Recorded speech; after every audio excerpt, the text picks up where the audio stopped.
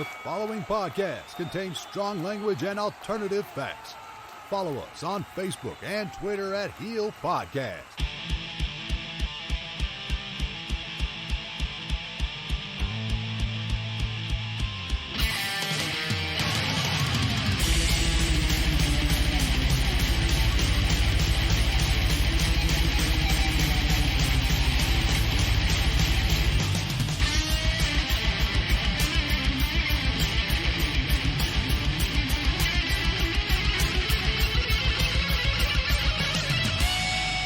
Over the airwaves and under the influence, we are Turning Heel.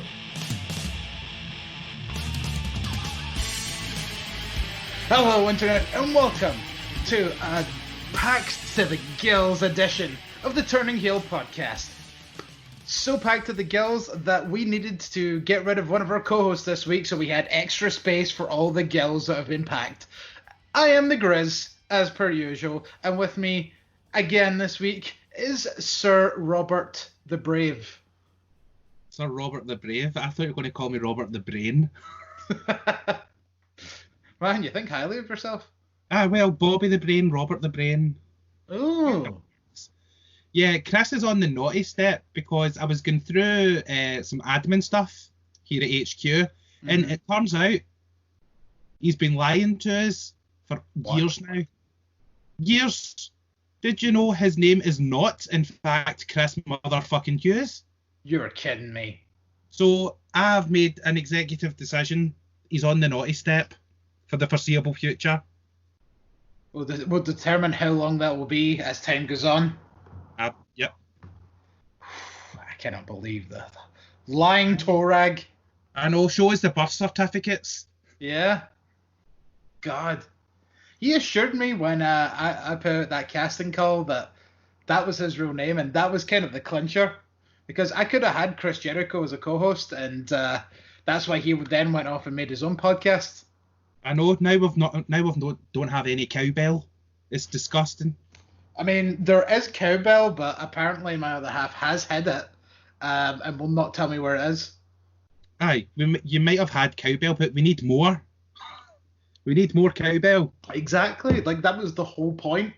Was I want to try and be like Jericho as much as possible, and it's very difficult considering the fact that the first thing you could easily do is do your hair like his, and considering I have no hair, that's very difficult. But then the second thing I could do is play cowbell on my podcast, and I can't do that because my cowbell's been hidden. I'm sure pots and pans will be just as effective. I've tried it. All it does is rile up the cats. It does not get that same sweet ting sound to it. No, and you can't play along with Fear the Reaper, or don't Fear the Reaper even. Well, it's personal choice, isn't it? Whether you fear or don't fear the Reaper. Yeah, no, it's true actually. But you know, like as they say, it's like I get up and put on my pants like any other man. But when I put on my pants, I make gold podcasts. I mean, why you didn't fear the Reaper? I mean, Bill and Ted don't. That's true, and yeah, now they're having a third outing. And I'm really looking forward to it. I love Bill and Ted. I've never seen any of them. You've not seen Bill and Ted? I feel like this is going to be a common theme. Every time anyone brings up a film, it's like, haven't you seen it? It's one of the, I didn't see it until maybe I was about 15. Yeah. And they've got two films. Mm-hmm. And I'd say the second one is more entertaining than the first. Mm-hmm. But the first is still good. Well, because of the anticipation of the third one, half has been like, should we watch the Bill and Ted films since that third one's coming out? It's like, I've never seen them, so yeah, probably. So, probably chances are more often, more sooner rather than later, even. That probably will change. Well, take a note of the films so that you know what order they're in. Yeah, I know. I'm very a stickler with that. Excellent Adventures, the first one. And Bogus is second. Nice. Well, now you know, for anyone else that hasn't seen Bill or Ted, which is obviously, none of you probably, I am literally paddling this boat on my own here, but nevertheless. For anybody that's never heard of it and doesn't know the premise, it's essentially Wayne's World with time travel, but before Wayne's World. That is, yeah. And you know what? It took me forever to watch Wayne's World. In fact, you know what? Like, when I told my parents one time I have never seen Wayne's World, and even they were shocked, and so they went out of their way to buy me them for Christmas that year, because they're like, I still can't believe you like when your parents are like, how the fuck have you not seen Wayne's World? It's almost bad parenting. Yeah. Like there was that one time where my dad specifically called me in from whatever I was doing in my room, probably, jerking it or something. Whacking it. And he's like, right, come here. And I was like, what? He's like, sit down. And I'm like, all right. And then he handed me a can. He's like, here, open that. And I was like, okay. And it's like, right, we're watching fucking Pulp Fiction.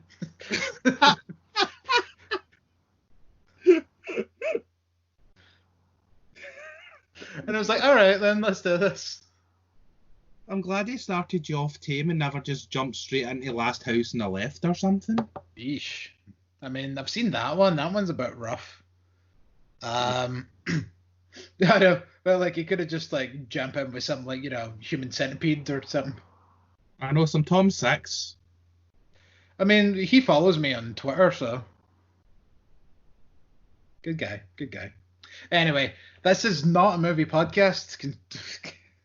Conspicuous to what you may believe from the way we're talking. This is a pro wrestling podcast, and as I says, we are packed to the gills today because not only will we be covering nights 2 of the Great American Bash and Fyter Fest, we will also give a very brief review of nights 1 because we did not cover them last week, but we also have 2 more episodes of New Japan Pro Wrestling's New Japan Cup. And then also, as a little sneaky bonus, we also have the first episode of the Lions Break Collision show that aired just a few days ago. Jam-packed. Yes. And it was jam-packed. What a week. What a week. Time. It's so jam-packed I haven't even been able to watch Impact yet. Oh, no, that's a crime. Yeah. Well, here's a question for you. Do you want to watch and review Slammiversary? Yes. It's on next Saturday. Maybe what we could do is that we can get like a nice like fucking, thingy of popcorn, a few drinks. We can maybe Skype, or in fact, depending. We'll Skype. Well, I think like next week. By next week, actually, we are probably allowed to hang about together, like legally. I mean, are you a lonely person, Chris? Yes. That's part of the phase now. If you're a lonely, isolated person, you can share a household with another household. Yeah, because my house fucking hardly here these days, so for the free and lonely. I know. It's before lockdown, you couldn't get folk to go out, but now that we're told we can't go out, you can't keep people in. I know. It's a topsy-turvy world we live in. It certainly is. Speaking of topsy-turvy, Day 7 of the New Japan Cup, the quarterfinals. Topsy-turvy. How about both days?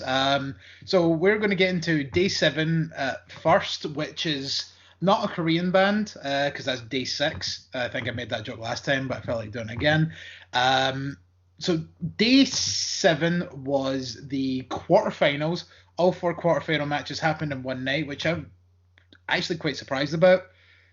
But if you want to take us away with the first match on the card there, Sonny Jim. Well, first match on the card for Day 7, Tomohiro Ishii versus Hiromu Takahashi. This one really surprised me. I was expecting Ishii to go over and win, but Hiromu fucking whipped him. Yeah, it was like a really good match between the two, and it's interesting because you don't see Tomohiro Ishii wrestle many smaller wrestlers outside of like tag team settings, and even then, I would say that Ishii and sort of juniors and tag settings was like kind of kept to a minimum. because he's a big beefy guy that likes to beat up other big beefy guys. Mm-hmm. And also, this match didn't follow your typical match structure either, which was really interesting and really refreshing.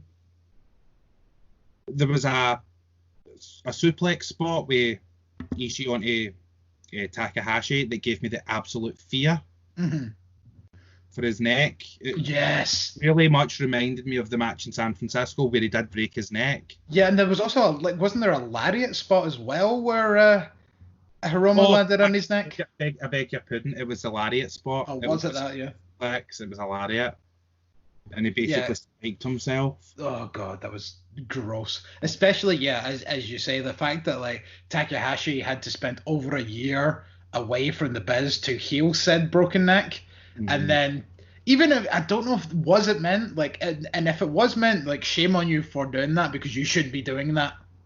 Well, when he came back at the end of last year, it was basically to prove that it was okay. He was throwing himself into the guardrails, into the ring posts.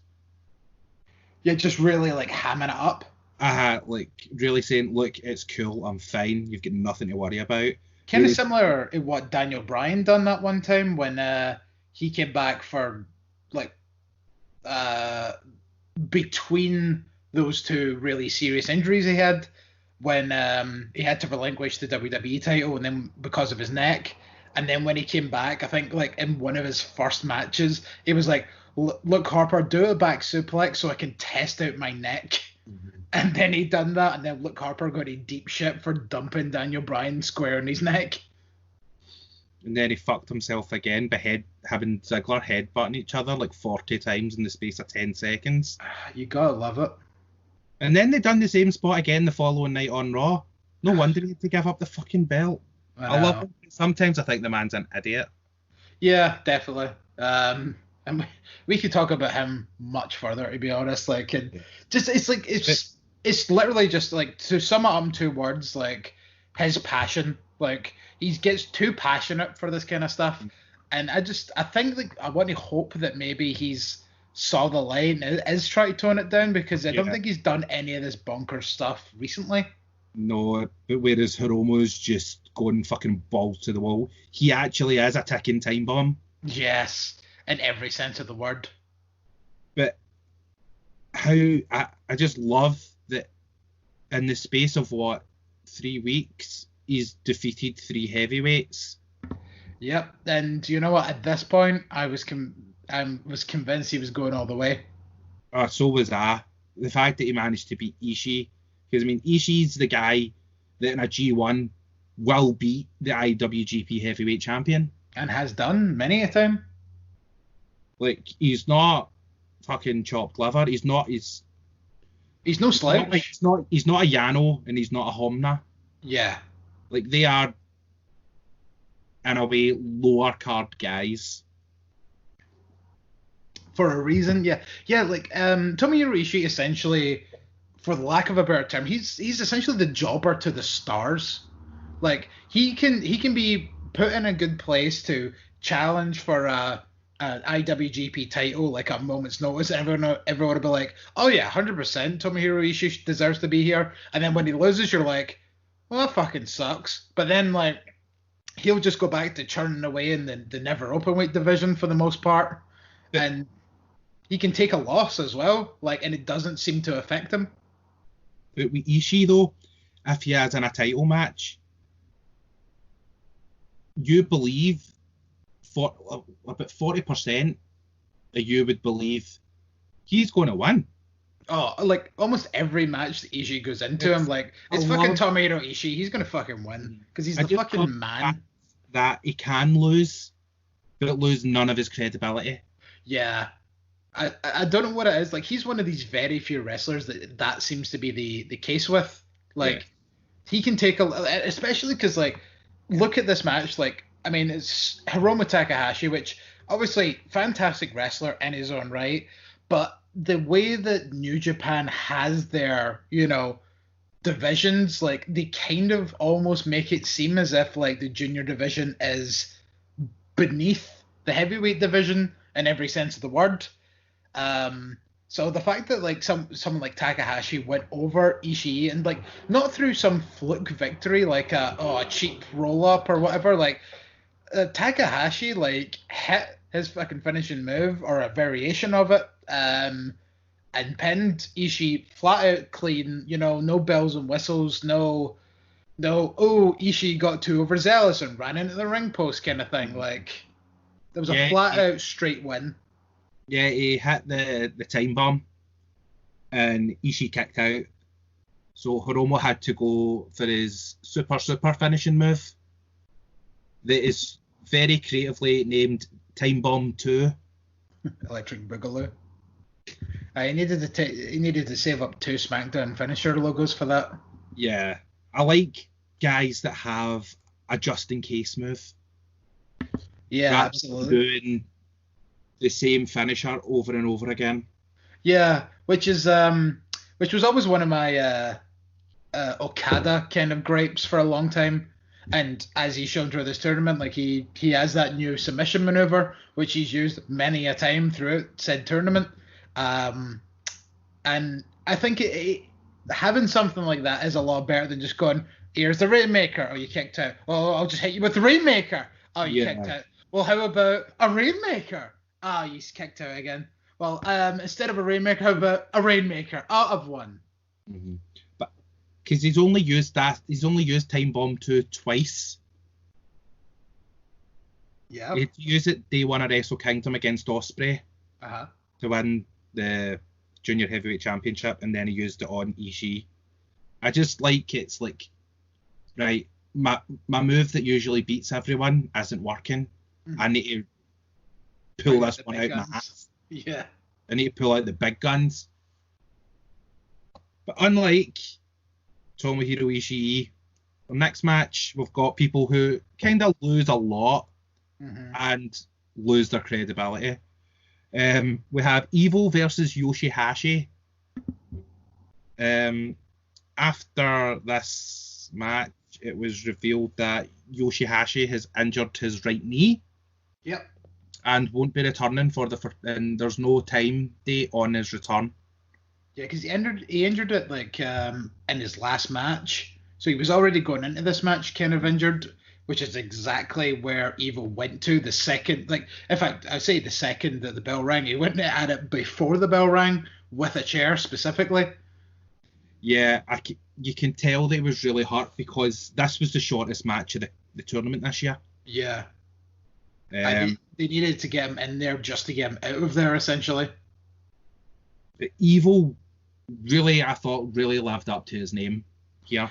Yeah.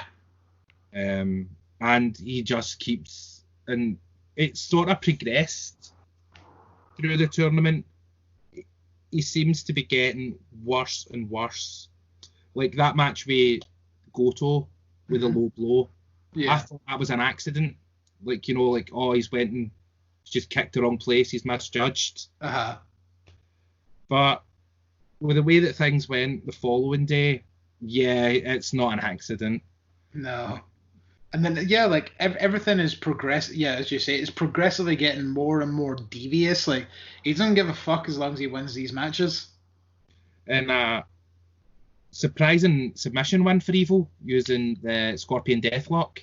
Yeah, well, it was more of a referee stoppage because of like the fact that Yoshihashi refused to tap out, and I think it almost got to the case of that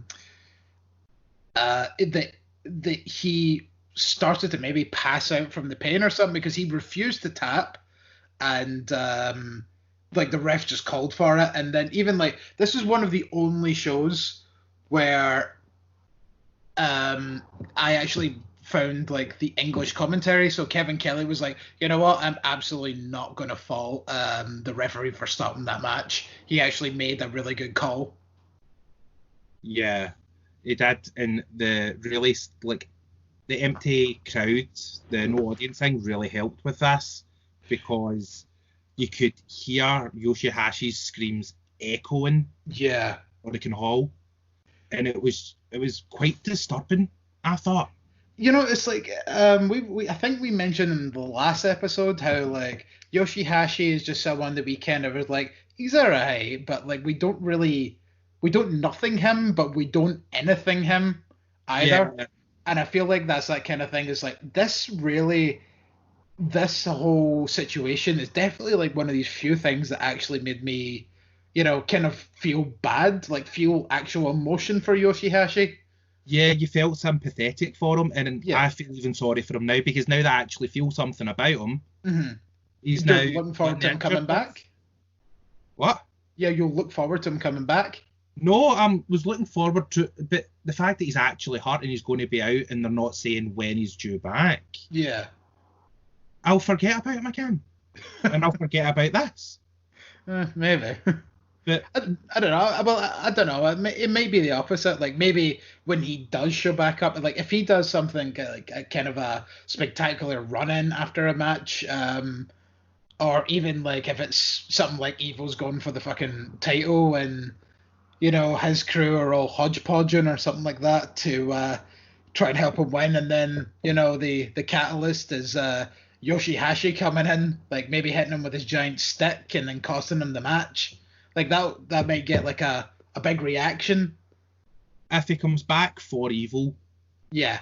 if he comes back for Evil, then I can see me remembering, oh, he injured him, he put him out. So that might help a lot. Up next, we had Hiroki Goto, Sho, and Yuya Uemura versus Tetsuya Naito, Shingo Takagi, and Bushi. Any match with Sho and Shingo is going to be good. There's no disappointment. We've seen a lot of Sho versus Shingo in the tournament, even in the first round and in tag matches. And to me, it's just it gets better and better. Yeah, you don't get you still get the intensity with them that they had in their first round match. That just continues on and on. But it's giving you like wee snippets of them now, building up to their match at Dominion, which I think's really great. And Bushi, I thought was really funny in his entrance, coming out with two out of three 6-man neverweight tag belts. Yeah, I found that really funny as well, because it was just like, just so that like every member could come out with 2 belts, and it's like, I have 2 of the same belt. Yeah, I just thought it was really fun. As I said, this is just pushing the feud now with Sho and Shingo. Yeah, which obviously also continues in the next night as well, but we'll get to that. Yeah, it's basically just been all through the tournament. They've been paired together, and it's Tetsuya Naito, Shingo Takagi, and Bushi picked up the win, with Bushi pinning Uemura. No surprise, since he's the young lion in the match. Next up, we had our third quarterfinal match with Kazuchika Okada versus Taiji Ishimori. This would have been a great match for an anniversary show if both were champions. Yeah. This was one of the matches I felt the crowd would have helped more. And yeah, I feel like also the fact that if this was on like a bit of a bigger stage as well. Even if they had it the night of obviously not the night of the finals, because we'll get there. Say like with the third of a crowd that they're going to have at the finals and Dominion, that's going to help a lot. Yeah, because Okada, he's a great wrestler. It's absolutely great. Maybe he's probably one of the best in the world. But no argument there. Finding him quite lacking now without the crowd participation. Like, he's an absolute genius at working the audience. Like, when he pulls his pose, like, I don't think he's done that once. No, I was just about to say. Because there's no reaction. Yeah. But this match, it was good for what it was, but I think both of them are capable of putting on a better match. Oh, 1,000,000%. Maybe saving a lot for down the road, so they can feed off that energy. Mm-hmm. But Kada advances using the Cobra Clutch. This time it actually looked more like a Cobra Clutch. Yeah. And so I'm glad that he's getting his shit together. And then our main event of day 7, the last match of the quarterfinals, we had Sanada versus Tai Chi.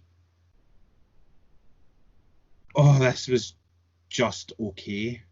Yeah, I mean, as I've been kind of saying through this tournament, like I've been like the fucking essentially the resident Tai Chi mark. But even then, like I think both of these two kind of were starting to lose a bit of steam. And it just plodded along until eventually there was a bit of interference, and then because it was Kanemaru that was on commentary, and then he tried to interfere, and then instead of the interference happening, Sanada used Tai Chi to run into Kanemaru, and then essentially got that roll up that he loves to do. I'm not really sure if Tai Chi's heart maybe just wasn't in it. Since him and Zack are going for the tag belts. Yeah. More of his focus. But even like Sanada on a good day would be able to pick up that slack. And I'm beginning to lose faith in Sanada. I have been as an outside fan, I have been like losing a bit of faith in Sanada for quite a while because of the amount of, oh, he's up there, oh, he's lost. And then he's just back down to doing nothing. And then again, as I kind of mentioned about that whole, I seen that magazine cover with all of Los Ingobernables, and they all looked fucking pimping because they all had fucking gold. And Sanada's just kind of standing there like, I'm also here. And he just looked like the odd one out, and it made him stand out like a sore thumb. Yeah. And it was just quite, I don't know, it was just very... It kind of almost shows like how New Japan have their stock behind. Yeah, because like you thought like the way that he wrestles and the way that he's booked that he was going to be getting up there, further up the card, putting on, being in more singles matches on bigger shows. But it's just sort of fell by the wayside. Like, yeah, because that's the kind of thing that I'm meaning, is the fact that the way that, he'll have like a good run leading up to a heavyweight title match, and then after he loses that, then him and Evil just go back into a tag team for a month, then they win the tag titles, then they have tag title feuds and yada yada yada, and then it comes back to like, say like, he'll have a good run at the New Japan Cup and then he'll win. He has won it, hasn't he? No, he has not won the New Japan. He got to the finals last year. That may be what I was thinking.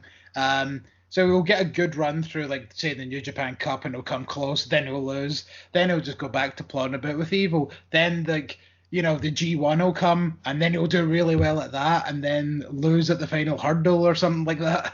And it's always just a case of, he's always the what's that saying? Always the bridesmaid, never the bride. Yeah. Like, I wonder if you'll agree with me in this sort of idea I have. LIJ has 6 members. To me, there is a clear A team and a clear B team, with Naito, Shingo, and Takahashi being in the A team, and Bushi, Evil, and Sanada being in the B team. B team, go, go, go. Like, to me, they're your LIJ jobbers. Your LIJ jobbers. Yeah, boy, nice one. Yeah, absolutely. Because I mean, like, that's the thing. Like, other than for like a month, about fucking 4 years ago, this Never Openweight tag title has been like the only belt that Bushi has held, and since he came to New Japan. Obviously, the other belt I'm referencing is when he held the junior heavyweight title for a month before he lost it back to junior heavyweight Okada, also known as Kushida.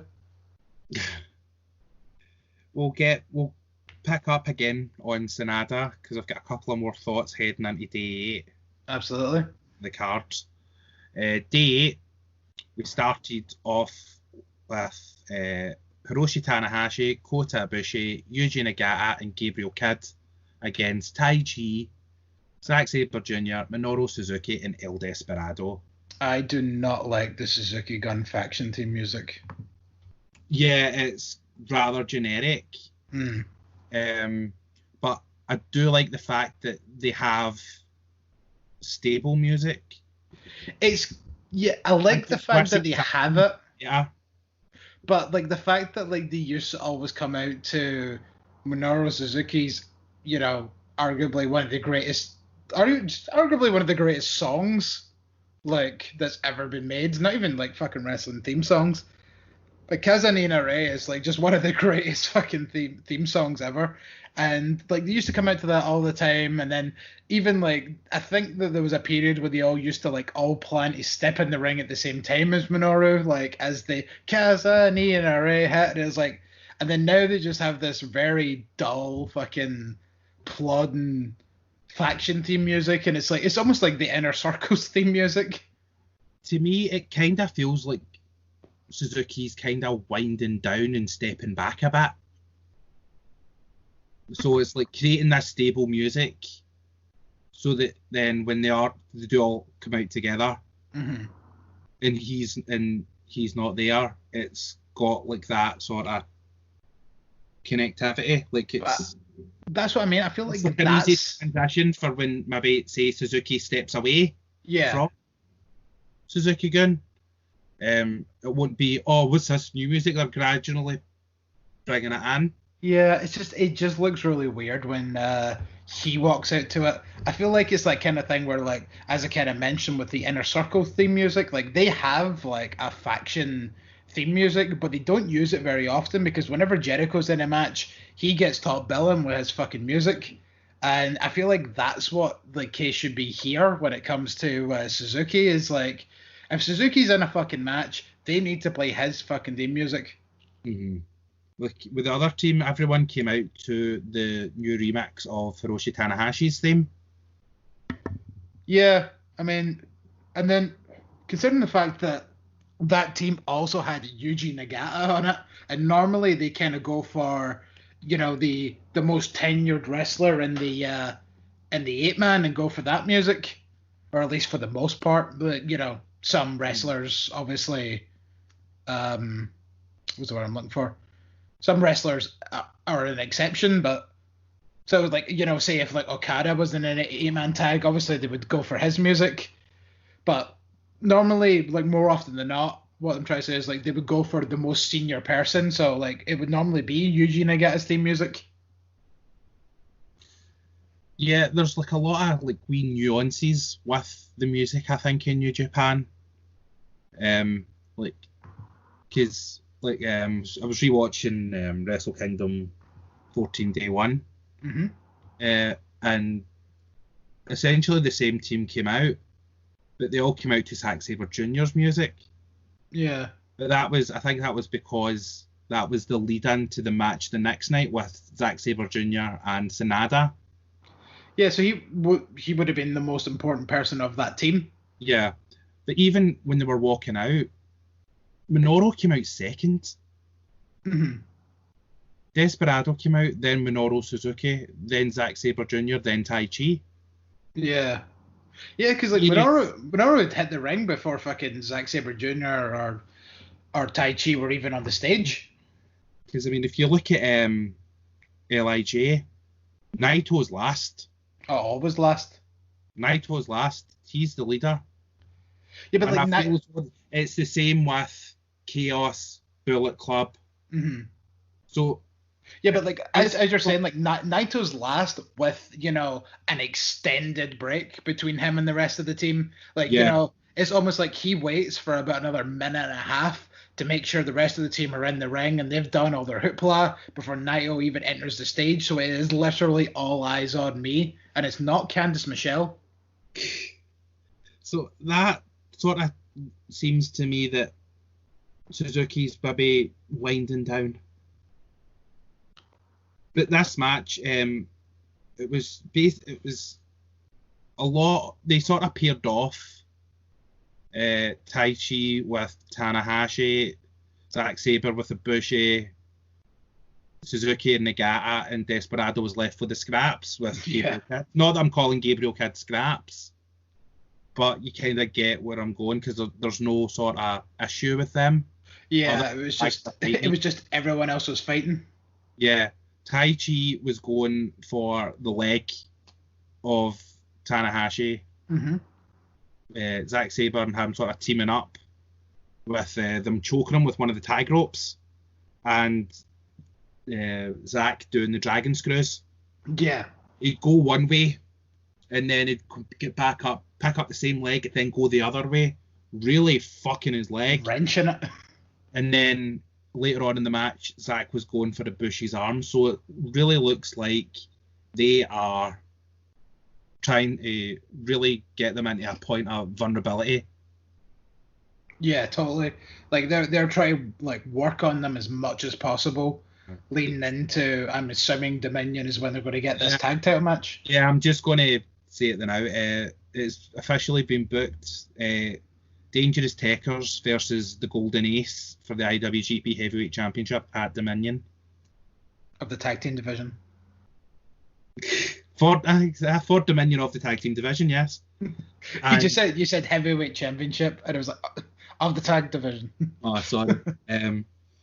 We after the match there was a wee bit of shenanigans with Zack and Ibushi. Yeah, they wouldn't stop fighting, and then it just kept cutting back and forth to them, and Zack Sabre Jr. just constantly had Kota Ibushi in different holds every time that you seen them, while Taichi was just mouthing off to Tana at ringside. Yeah, Zack was basically, he's like the best multitasker in wrestling. He's got Ibushi in a leg lock, and then he also has a wrist lock at the same time on Gabriel Kidd. And he's just trash talking the two of them at the same time. God, there's nothing more embarrassing than when two people are in a fight against one person, and that one person beats the shit out of both of these at the same time, and then still has time to trash talk about it. Yeah, the match ended when Desperado pinned Gabriel Kidd after using the Pinchy Loco. But no, it's setting up a really interesting match for Dominion, and they're actually, to me, they're making me interested in the tag division again. Yeah. Because I mean, it is interesting, like having. I mean, this is obviously coming from me again, like the partial New Japan fan that having some of these like new combinations for me, like seeing Taichi again in a prominent position and going for the tag titles against like two very highly regarded wrestlers and Tanahashi and Kota Ibushi, like this is going to be interesting stuff. Yeah. And plus, going into the match, the fact that Taichi has pinned both members of that tag team. Yeah, in singles matches. Yeah. Fairly recently in the first two rounds. But Zack's also beat both Kota Ibushi and Tanahashi. Yeah. Several times. So this one could go either way. Yeah, it's going to be interesting, and I'm actually very much looking forward to it now. Then next we had more sort of Dominion foreshadowing when we had Hiroki Goto, Tomohiro Ishii, and Sho against Tetsuya Naito, Shingo Takagi, and Bushi. Basically, it's just basically more of what I said about Day 7. We basically had the same team again, but we swapped Umara with Ishii. Yeah. Sho and Shingo basically were trying to knock the 7 Shades of Shite out of each other again. Of course. The match ended when Sho hit the shock arrow on Bushi for the pinfall win. Mm-hmm. After the match, Sho let Shingo know what belt he was coming for.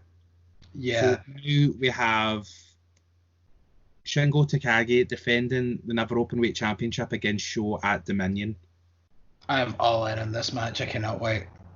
After watching the first round, being a sort of lapsed New Japan fan. Yeah, well, like, the fact that, as I says, like the way that you told me in advance of this match, like the storyline going in, and then seeing the match and seeing the emotion and everything, like it really helped like get into this feud that obviously had been started a long time ago, and so it very much like it brought me up to speed and like really helped me get invested in it quickly, because otherwise I would just been like, that was a good match, and then that would have been about it.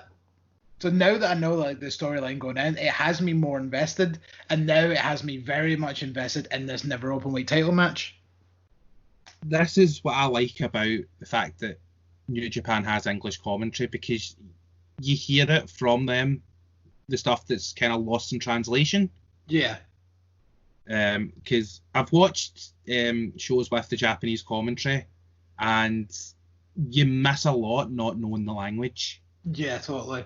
Like, it's still an enjoyable show with great wrestling, but those wee extra things that just make you care that little bit more get lost. Yeah, because like for example, I've watched like pretty much every one of these shows with the Japanese commentary. So whereas I've waited for the English a couple of days later. Yeah, exactly. So like I'm maybe getting to see it a bit earlier, but I'm just getting to see, the wrestling, and then that's it. Like I'm not getting the full story. Yeah. We had our first semi-finals match of the night. Well, before this, we had the... Oh, sorry, I totally forgot. My bad. We had the reveal of who the Grand Master is. Yep. Kawato, back from excursion. Now... Yep, Master Wato. Renaming himself Master Wato. And just as he was about... I think he was going to demonstrate some of those forest moves that he's been doing in the videos. And he was attacked by Doki. Like, I was really confused by this, because they seem, when they're bringing back their young lions from excursion recently, they're really putting them up there. Like, Jay White went straight after Tanahashi in the IC belt. Hiromu went for the junior weight belt. Like, and they've got this new... they've brought back Kawato, and he's feuding with Doki, who is bottom rung. Yeah, he's the C team. So I don't... For this to work, when they have their match, to me this needs to be a squash match. Yeah, that's what I was thinking. This needs to be a squash match, or you are labeling Wato as a lower card guy. Yeah. Right off the bat. I mean, I don't know if I can help but feel as if that the kind of build up video was a little campy, as if it was meant to be a bit more of a joke. Because, I mean, like, kind of like the whole thing was like, well, for a start, it was in English, which very much kind of threw me through a loop. Yeah, turns out it is not Tom Lawler, as I suspected. Yeah, and then you made me believe as well. But I don't know, like, it was just in the way that, like, more, like, about 9 times out of 10, this probably being one of the only exceptions that I can think of, they're still a Japanese company, so they would still do all these kind of things in Japanese. So I can't help but feel as if the way that they'd done this in English was almost like a kind of, this isn't to be taken seriously. I thought with them using English, it was misleading. Like, it was making you think, okay, it's a gaijin. Maybe that was part of their point. But it's... Do you know what? I'll wait before I really pass judgment on it, because he didn't do anything. He came out, he said 5 words. Yeah. And get done in with a steel pole. So yeah. I'm off until we get to the finals tomorrow. because it's been announced Wato will be facing Doki in a special singles match. Okay. Well, let's hope this is special. No, it's only one of 2 matches that are singles matches on that card. Right. Well, it's going to be interesting to see with this new gimmick and everything, like what we have. So. Yeah, as I said, I'll reserve judgment until I see him in an actual match. Although I don't think the close-up with him with the Shawn Michaels eye really helped very much. It made him look a bit dopey. You don't be so superficial, Griz. I know. I'm sorry. Hey, I'm just I point it out as I see it. We had our first semi-finals match. Next, we had Sanada versus Evil. And yes, both men, one name each, all in capital letters. I really hope this goes somewhere after this, with Evil really pulling out all the stops against Sanada, cheating and really abusing the rules. Yeah. Because, say if they go back to them all raising their fists and one of them's kind of hesitant and then they do it anyway, like this could be a massive launching pad for one or the other to leave LIJ. Because this is what I was thinking during this match, was like the fact that like both of these, even Evil specifically, has been in LIJ pretty much from the start of this faction. He was the first guy to join LIJ. Yeah, I thought Bushi was before him, but I guess I just got my members mixed up. Well, maybe I've got my members mixed up, but I thought Evil. It was Evil, then Bushi, and then Sanada, because Sanada helped him win the title. Mm-hmm. Well, regardless of which one came first, the fact that like Bushi and Evil, because it kind of goes for both of them, to be honest. Yeah, the fact that the two of them have been there for so long.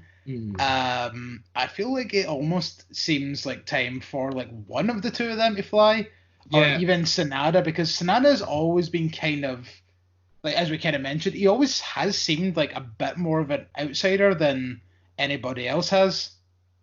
Well, not really, because I'd say Evil would be more the outsider, with his gimmick being more sort of gaudy and dark and broody. To me, this can go 3 ways. Nothing happens to this, and it's all just, we're okay, which is fucking bullshit. Yeah, it was just the spirit of competition. 2, Sanada leaves LIJ sort of the same way that Adam Page leaves the Elite. When he's disgruntled with himself. Or Evil just goes, fuck yous, I don't need yous, I'm away on my own. Yous held me back. And then goes just basically turns into a fucking monster where he cheats, he's ultra violent. Yeah, which is, but he just takes it that step further. More than your normal sort of heel would. Because he kind of, the first, like again, the slight ref bump, you thought, that was that looked like an accident. Then he actually grabbed the ref and launches him into Sanada, showing you, right, okay, that's not an accident. That wasn't an accident. And then the referee goes outside and Evil low blows him, cementing this attitude that he's had since the beginning of the tournament with these accidents. What about that spot where Sanada went for a sliced bread number 2 and landed on his head? Oh God, he brain busted himself. Yeah. Oh, that was disgusting. Oh, I kind of balked watching it. Yeah. Oh, that was not something I enjoyed seeing. See, if you're not Brian Kendrick, do not do sliced bread number 2. But like the thing is, like with that move, it almost looked like it was. I don't want to be throwing blame, but like if you looked at it, like it kind of looked like Evil didn't have Sanada's weight, because like Evil looked as if he was a bit stumbled by it, And then that's kind of why like Sanada couldn't get the momentum he needed to flip all the way over. Or maybe just Sanada didn't have enough leg strength for the initial jump. Maybe he was too far away from the corner or something, and then just... It's maybe just a combination of both things. Yeah. It's just been an unfortunate accident, but he's booked for the final show. Mm-hmm. So it must be okay. Yeah, I reckon. Well, like, they still continued going after this, and he seemed fine. I think it was just like, if anything, it might have just been a bit of a fright that he got more than anything. Yeah, so after the low blow, Evil used his finishing move, Everything is Evil, for the 3 count, putting Evil in the finals and being our bracket buster for the finals, when we suggested a rematch of last year with Sanada and Okada. Yeah. Which is kind of what like brought the kind of excitement level down for the semi-finals, because it was like, he's right, that is going to happen. And then one STO later, and Evil is in the final, and I was like, oh, Evil's in the final. Yeah, but to me, it's not any less exciting than what it would have been with Sanada in the final. Well, with the way the Evil's been acting throughout the tournament. Well, the thing that makes me add like that though is like, oh well, Evil broke the bracket here, like so maybe Hiromu can break the bracket and we have Evil versus Hiromu in the final. Yeah.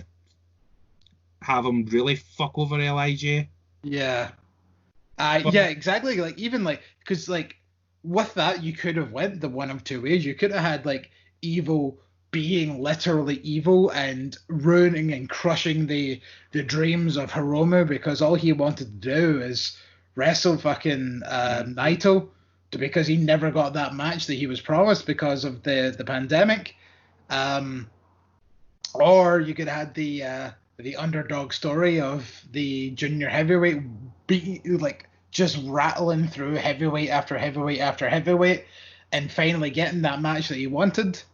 Like, there could have been like a really good, like, you know, like two different sides of the coin kind of story. Yeah, again, they're also in the same faction, so it's going to be interesting to see how Evil would act with another stablemate. Like, but saying all that, we move on to Okada versus Hiromu Takahashi.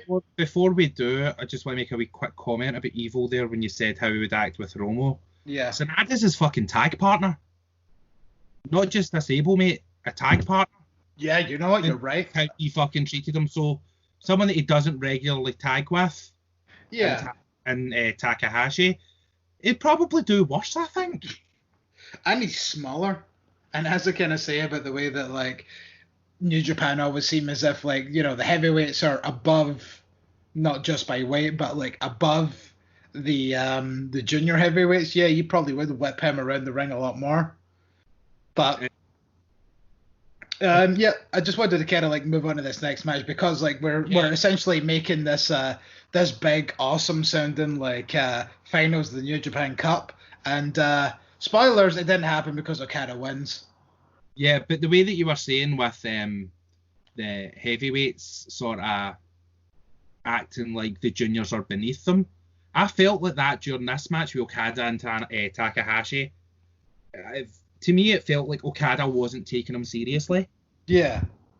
And sort of, you're beneath me, and being very patronising. Mm-hmm. Even in his post-match comments. Essentially what he was saying was, "Oh, you done well, pal. Oh, that was an awful good try. Points for effort." Essentially points for effort. And then he actually went on to say, if you're wanting to fight for the double championship, you'll fight me. So Okada being very arrogant. Is this meant to be like a kind of a swaying character?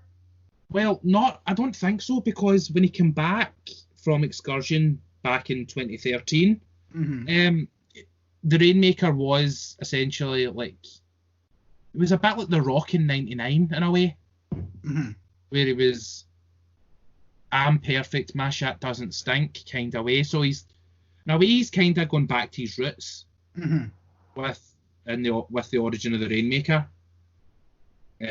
But again, I've really got nothing much to say about this match. It was good, but it felt a lot like the Okada Ishimori match.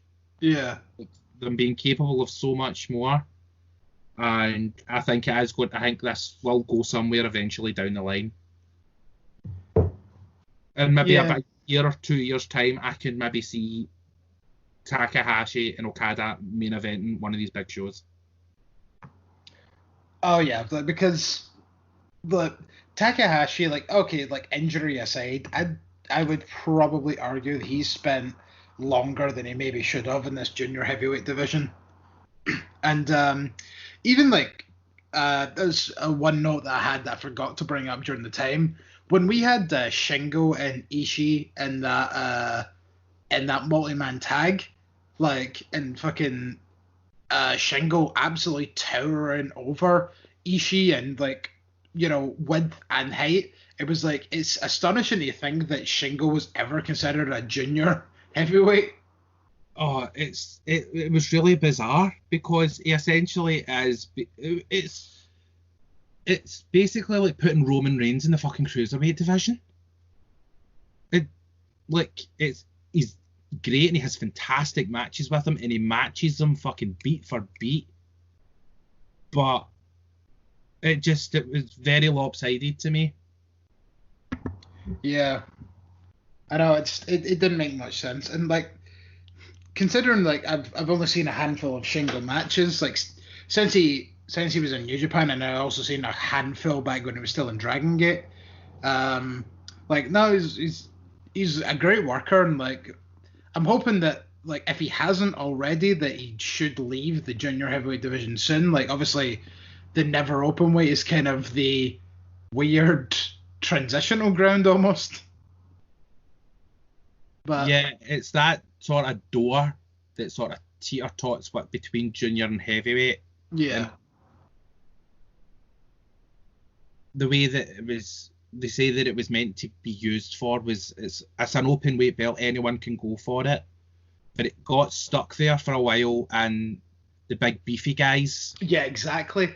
There was a long ass time where that's the only people that remember holding it was people like Tomohiro Ishii, and he was always defending it against Nagata and Kojima and all those other pure big beefy slightly older guys. But there was very rarely a time where I seen someone maybe a Kushida going after it. And I like now how it seems to have kind of took a step away from the big beefy division. Mm-hmm. And it is a bit more of a, here or there, because obviously people like Kota and Will Ospreay, and Ospreay especially holding it, I think was kind of one of the big highlights of the never openweight title. Right, but I just want to be clear, I'm not bashing the fact that it went through that period of the big beefy guys, because as I said last time, that was one of the that neverweight match with Ishii and Makabe really sold me on New Japan and that style. Oh no, I'm not bashing on it either. But by all means, because anytime a never openweight title match is on the card, you're right, well, there's got to be your big fucking any match with Ishii, you're gonna get a bunch of standing in the ring and just punching each other in the face for 5 minutes, and that is entertaining as fuck to watch. So yeah, I completely agree. I'm not bashing it by any means, but I mean more so that the emphasis of the belt is it's open weight, so it's nice now to see the fact that it is more open weight and not just the beefers going for it. Mm-hmm. And with that, the title match at Dominion really being. But then again, the only thing for sure that I would say makes him a junior is his height. Definitely not his body shape. Not anymore, anyway. But speaking of show, it seems as though he's going to be running solo for a while. Yes. we're saying Yoshihashi injured his right knee. Mm-hmm. Sho injured his left knee. And Yeah. again, is out for the foreseeable future with no schedule on a return. Yeah, that's Yo injured his left knee. Yeah, that's what. Yeah, Yo injured his left knee. Yeah. Yoshihashi's injured his right knee. Yeah. So, what do you think this is the end of Roppongi 3K? Well, the question here is, like, considering the fact that there might be a chance that he's, as you say, out for potentially a year. What does this mean for their junior tag title reign? Like, will they need to be stripped of the belts because they can't be defended, or? Well, I think so, because if he's going to be out for a year, then you can't have those titles inactive. Yeah. Because the junior tag belts really help out the other juniors that aren't in the junior heavyweight singles belt scene. Mm-hmm. And it puts eyes on them. Yeah. So to me, what I would maybe suggest doing is maybe stripping them of the titles, and instead of doing a tournament, just have two teams that you consider to be the number one contenders. For example, El Desperado and Kanemaru against, I'm trying to think who's on their current roster because they're not flying anybody else in. No. I was going to suggest maybe Ishimori and Takahashi from Bullet Club, but I think Yujiro's a heavyweight. Yeah. Or maybe you could have Hiromu and Bushi get yeah, there you go. after the junior tag belts. Yeah. And then at least, like, you know, Takahashi could be double champ from that. Yeah. So that would be my way to sort that out rather than doing a tournament. And then not only that would bring more belts to LIJ, and then that would also make Sonata look a bit more like a schlub for having no belts. But when I mean it's the end of Roppongi 3K, what I mean is because it's been reported that he's got a torn ACL, which is a pretty bad injury. Yeah. So it's going to be a very prolonged injury. He's actually going to be riding solo for a year. Yeah. And with the crowds coming back for the finals and Dominion and after that, Sho could really pick up a lot of fan support and a lot of steam and a lot of momentum and essentially leave Yo behind. Yeah, and then, like, that can also work in a very different way for when Yo does come back.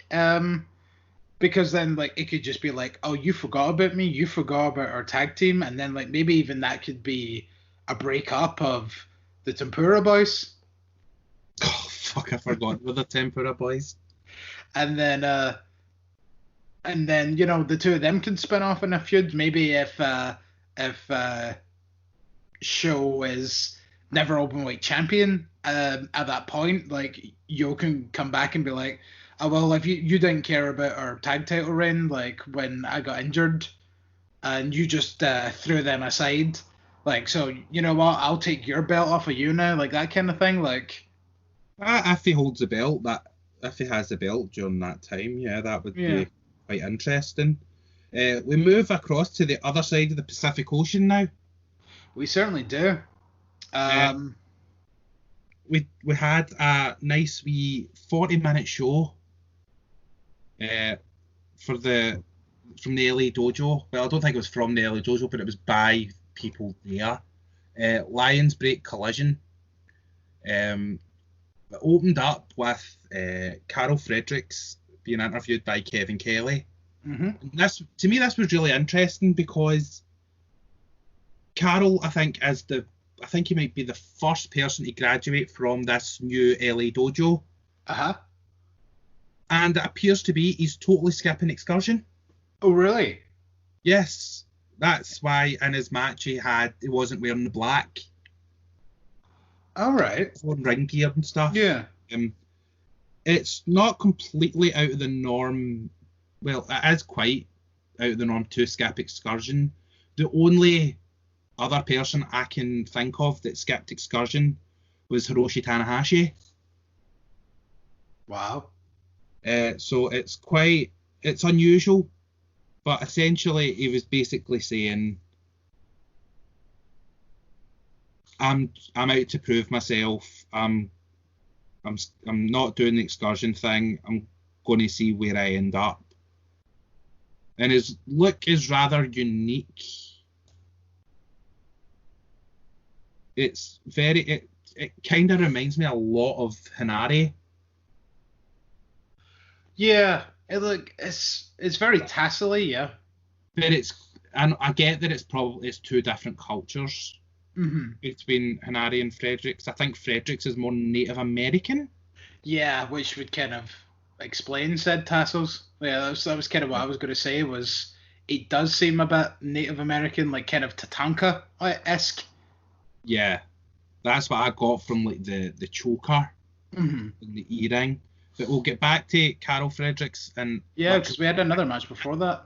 Yeah, because we had a opening match between two young lions, Clark Connors and Alex Coughlin. They went to a 10-minute time limit draw. This was fun. This was it was just a really fun, just go for it, go all balls out, like 10-minute affair. And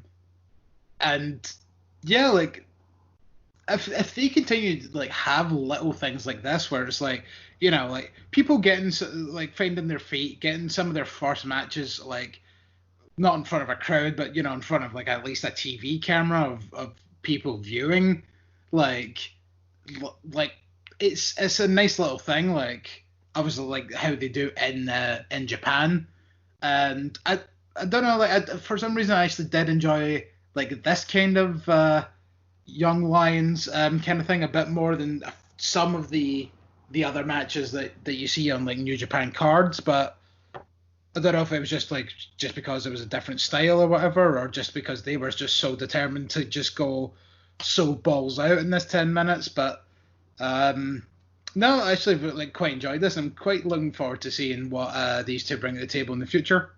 Yeah, it was really. I thought this was great, and I liked the fact that it went to a time limit draw because the two of them, they like sort of like starting off.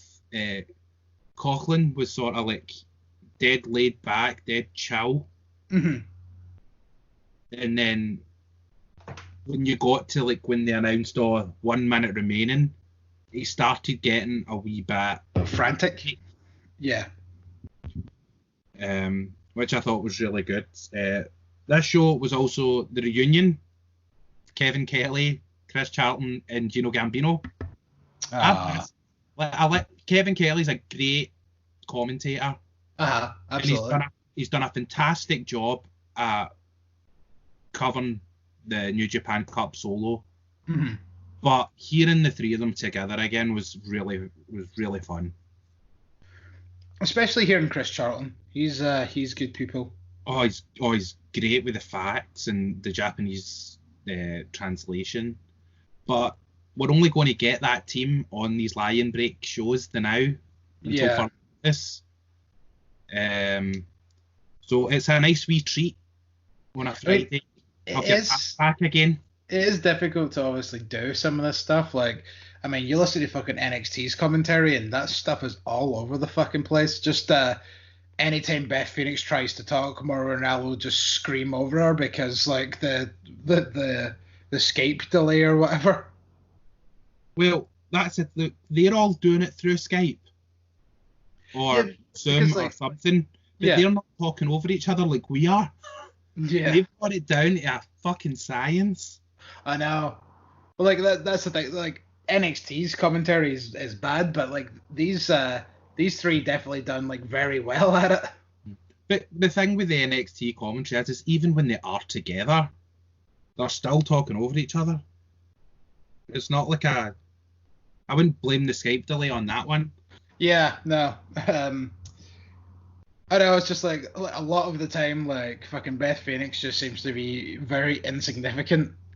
A lot of people would probably say that just in general and not the fact that because she's constantly talked over, but the fact that like people would say she just doesn't really need to be there. But I don't know, like I think like she is a nice addition to that. But anyway, like, this isn't about NXT right now. We can get into that Get there. in a couple of minutes. Then we had some fun advertisements in the middle Yes. of matches with the LA Dojo boys, Clark Connors, Alex Coughlin, and Carol Fredericks, sort of doing their own interpretation of a Japanese commercial, which was really fun. It was a nice. This was almost like a variety show in a way, Yeah. where you got like a wee bit of everything. But then after that, we had the team of Jeff Cobb and Rocky Romero against Carol Fredericks and TJP. Impact Wrestling superstar TJP. Carol Fredericks debuting his new look. Yeah, as we mentioned with the tassels and the choker. This was a good match. Just a basic tag match with Fredericks getting the backslide pin on Romero for the win. But then really after the match, really having a fucking issue with Jeff Cobb. Yeah. And I mean, like, not gonna lie, I would not want to have an issue with Jeff Cobb. And the way that it kind of looked after the match, it kind of looked like Fredericks won, because he left Jeff Cobb with a bloody nose. Yeah. That I'm really interested in Fredericks, because after the match he had that sort of post-show media scrum with just him, and he essentially basically planted his own flag saying, I'm not going to be one of these young lions where it's, oh, what factions are going to float to. I'm going to be my own man, essentially. I'm going to be my own man, whether it hurts me, whether it helps me or hinders me. I'm going to be my own man. I'm not going to be a Kenta. And I think the dig at Kenta was because he was trained by Shibata. Oh, yeah. He was very much Kenta what lasted a month in New Japan before he floated to a faction. Jay White floated to a faction. Fair dues, he then switched later on, but he's I'm an alpha. I'm not a sheep, essentially. Yeah. So when folk can travel back to Japan and he does start to work with the rest of the roster, it'll be really interesting to see where it goes. I wonder if this could, I mean... It might even be the beginning of a new faction. See, that's what I was about to say. Because but I was like, would they be willing to put that much stock behind, like, a young lion to, like, kind of have him be a primary sort of member of a brand new faction? But at the same time, like, as I say that, it's like, I think a new faction is definitely needed in New Japan now. And personally, I think, like, Bullet Club is kind of sad to watch now as a faction. I think with Bullet Club, they need to cut the fat. Yeah, they need to sort of subsidize themselves. There is too much rubbish in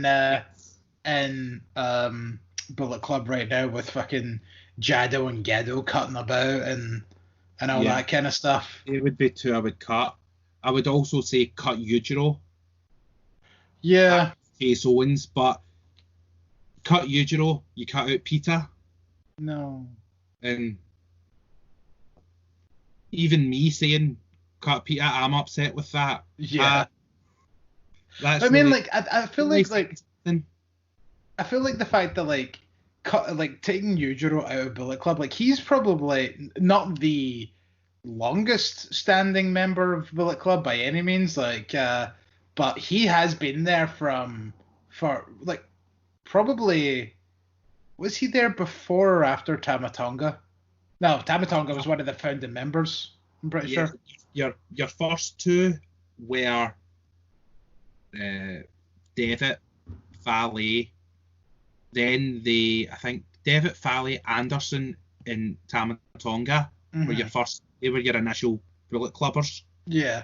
But Yujiro was the first Japanese wrestler to join Bullet Club. Yeah, he also defected from He defected from Chaos, didn't he? Yeah. And then, like, he's been there ever since.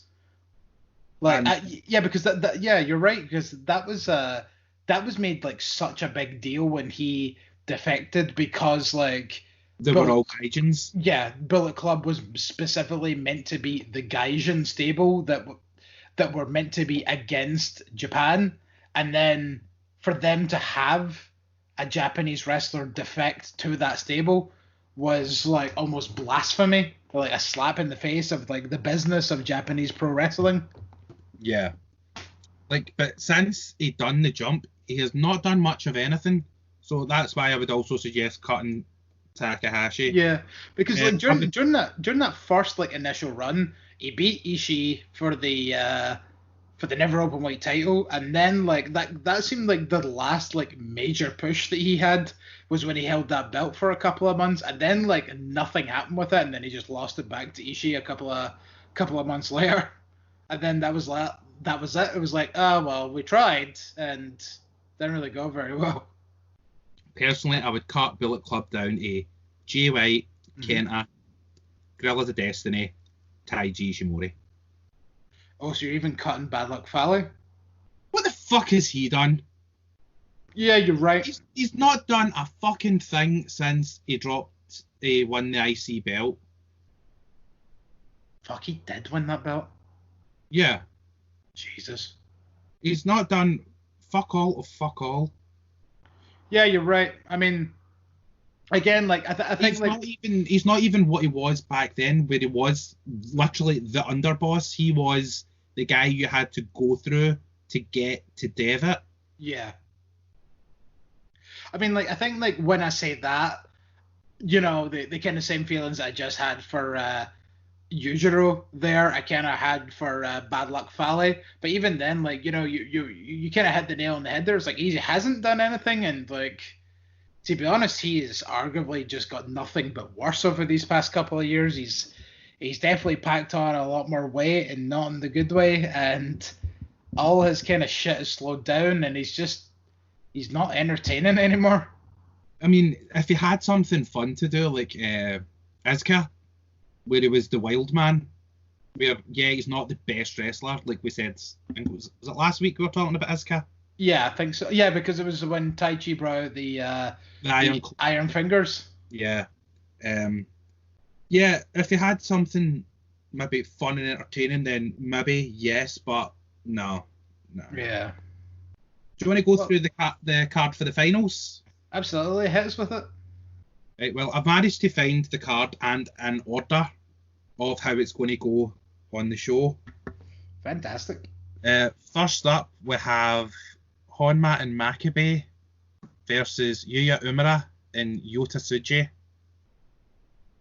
To me, this is a clear win for GBH.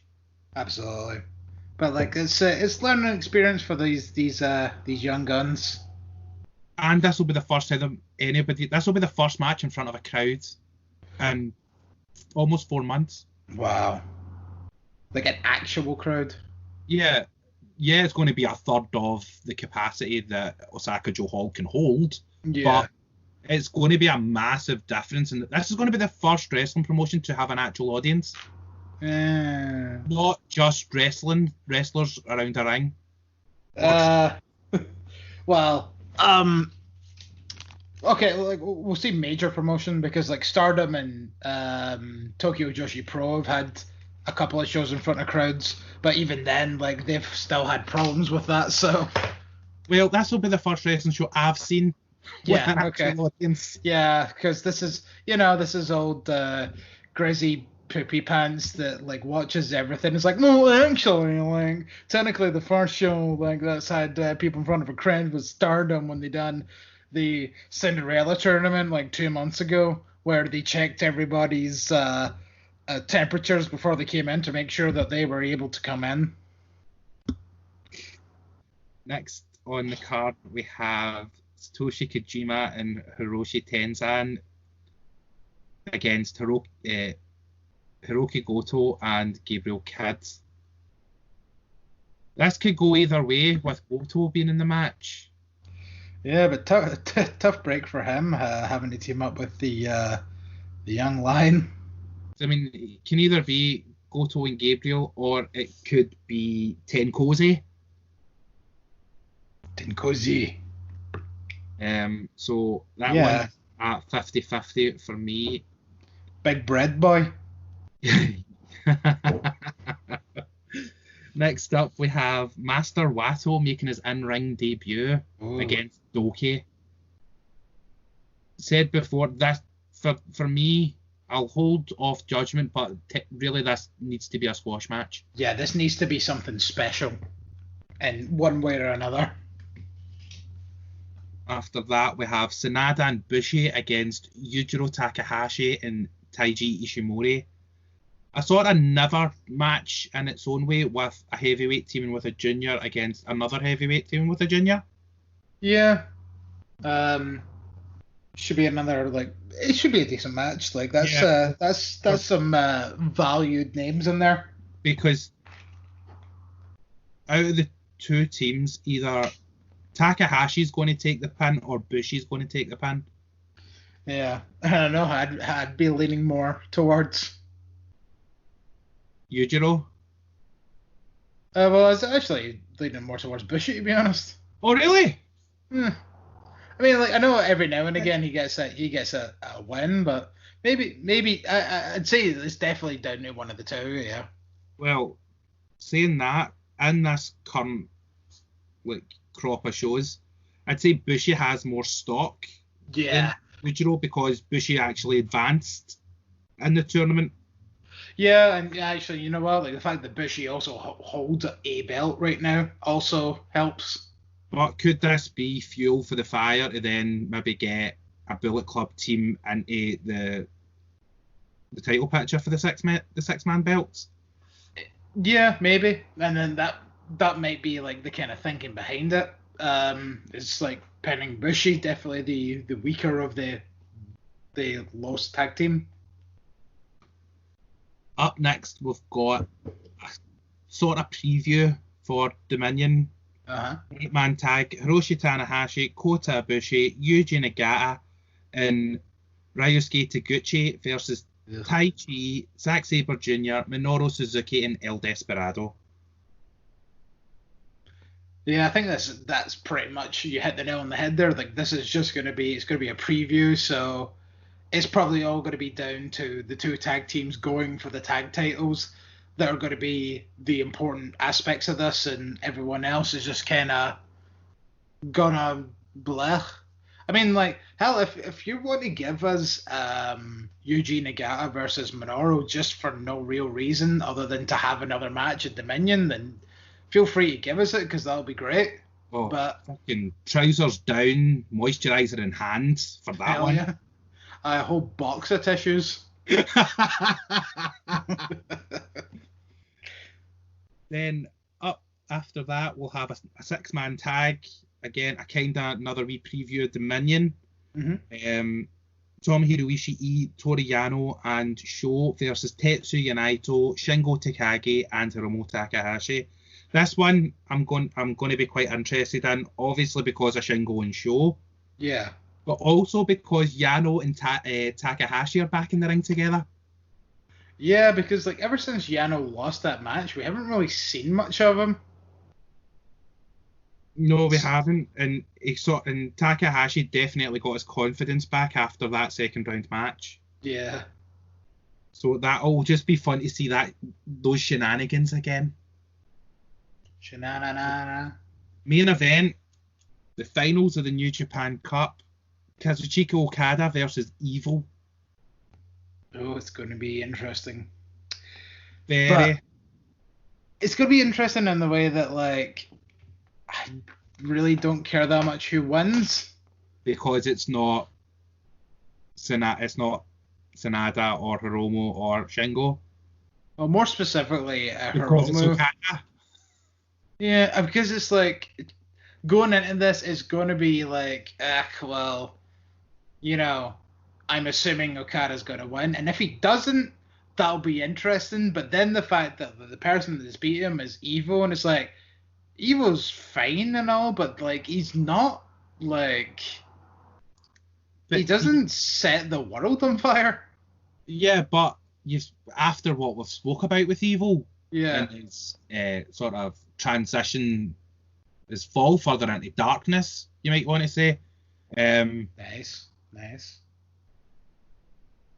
He could pull off this stuff, pull off these tactics and antics with Okada. Yeah. And beat him, and it wouldn't surprise me.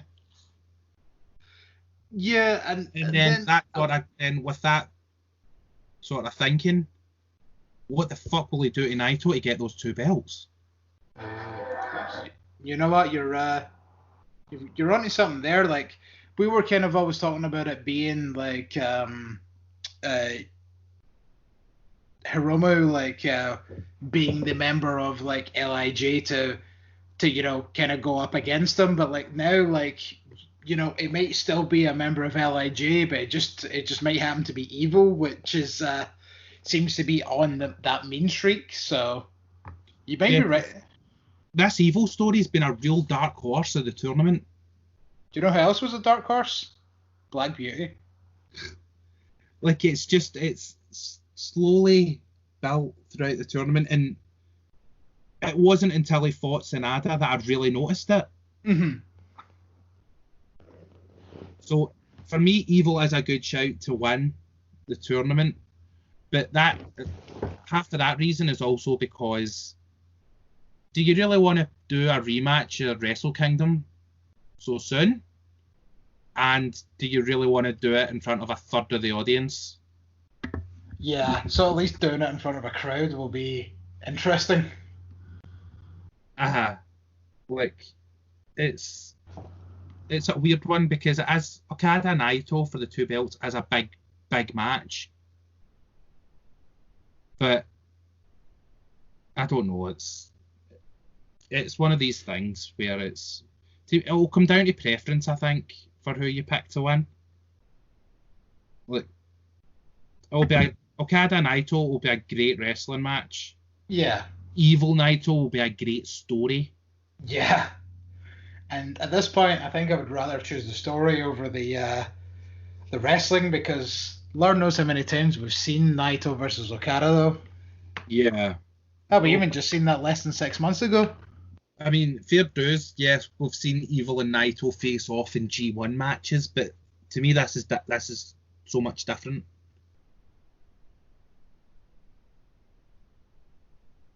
It's really different, because there's a lot more at stake, and I'm really fucking hyping myself up here for Evil and Naito. You know what? I think you're hyping me up for Evil and Naito now as well. Like, Evil is just, it's the more interesting pick as well, story wise. And he's been our fucking bracket buster. Yeah, he hasn't half. As soon as he broke that bracket, I was like, ooh, this has taken a turn. Like, granted, he might not be the most interesting wrestler in the world, but at the same time, like, yeah, I didn't even see him coming this far. Never mind going over Sanada. He's getting more interesting as these shows have been going on. I would really like to see him break out on his own and just go fucking full tilt mental. Yeah, fuck it, Liz. I think you've swayed me enough as well to say that. Yeah, I think, like, I'm putting my Griz stamp of approval on Evil to win this shindig. And also, do you really see Okada winning it 2 years in a row? Yes. Well, before he won it last year, the last time he won it was 2013. I know, but there's been people that have won, like, G1s back to back and all that, so. But then again, saying that the gap that for the belt for the New Japan Cup, he's normally been the one that folk are trying to win the tournament to fight. Yeah. So, I'm just going to stop talking about it now because I've set myself up for Naito Evil and I don't want to be flip-flopping. So Evil versus Naito for me at Dominion. Yeah, I'll piggyback off of that because you've made very good points as being again more of the current New Japan fan.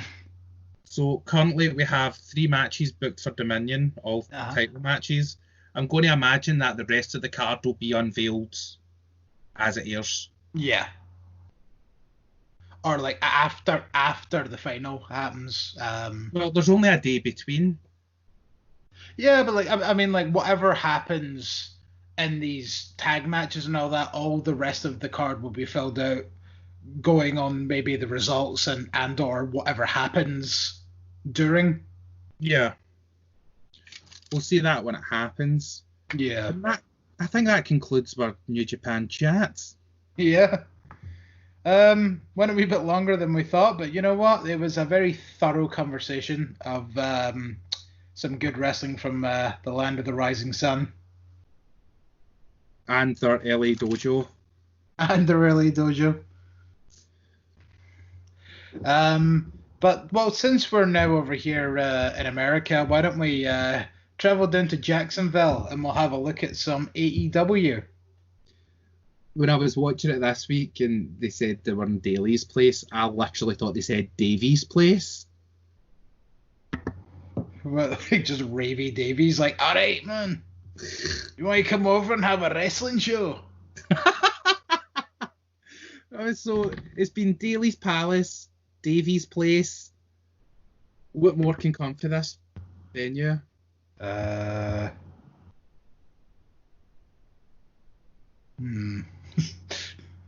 Daly's. I feel like they're probably Danish place. Danish place. Daly's Place, like the fish. Oh yeah, Danish Place. That sounds disgusting. Now we're just talking random fucking shit. Well, I know Danish is a thing because it was in The Simpsons. I love Danish pastry. Man, where am I going to get it? Danish. Here you go, Krusty.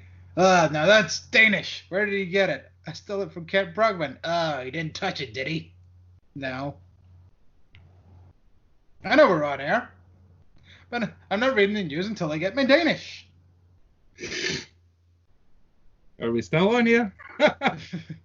Somewhere Chris's ears just pricked up and he just hands the belt, the Simpsons reference belt, over to like the chair next to him because he knows it's not his anymore.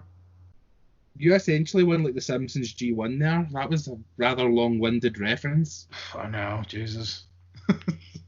That's one of those early episodes that everybody remembers though. That's the thing. See, when you get the more obscure references that on the occasion people get, that those are the ones where, like, you know, that was a really hard title defense. So AEW, why don't we take a very, very quick look at night one? If there's anything that you wanted to maybe very briefly talk about, and then we can get into night two proper. Want to say MJF's promo at the beginning I thought was fucking great. Yeah, because MJF is the man, and he needs to be the next AEW. Well, if Brian Cage doesn't win it, because I am very much behind Brian Cage. Oh yeah, the Wolverine. Yeah, Cage. I think Moxley's a good champion, but I think he's better chasing it. Yeah, he's held the belt now, so now I think like he was definitely the right person at the right time to beat Jericho for it. But yeah, now I think he needs to lose it, maybe by shenanigans, by Taz interfering in some form or fashion, and then from there chase the belt, maybe chase it for a while, and then maybe like when fans are allowed to come back in for these shows, then have him win the belt back, maybe. I would like to see him, like, Cage beat him, somebody beats Cage. This is really fucking flip-flop booking here. Somebody beats Cage, then MJF beats them, and then Moxley chases MJF. Because It was one line in his promo that really got me, and it was when he called Luchasaurus Dino Douche. Nice. The stuff about Jungle Boy's dad was a bit close to the bone for me. Yeah. It's not been... I mean, at least like he wasn't like making fun of Luke Perry specifically. Yeah, being an official card carrying member of the Dead Dad Club, this one kind of I was a bit. I love you, MJF, but that was a bit. I know, but I mean it's easy heat though, isn't it? Yeah, but he's more than that. He's so much better than that. Yeah, you're right. At the same time, I just like I feel like this is the thing with Ken MJF. Like there are some weeks where he pulls off these pure really badass promos where he comes out with like some really awesome stuff, but then like there are some weeks where he literally goes out the way to just do the cheap heat stuff. Because I mean, like for example, the first couple of weeks when AEW Dynamite first started. Like, he came out and just done the very, very generic, oh, look at you, you're ugly and you smell. And then it's like, go on, MJF, we know you're better than that.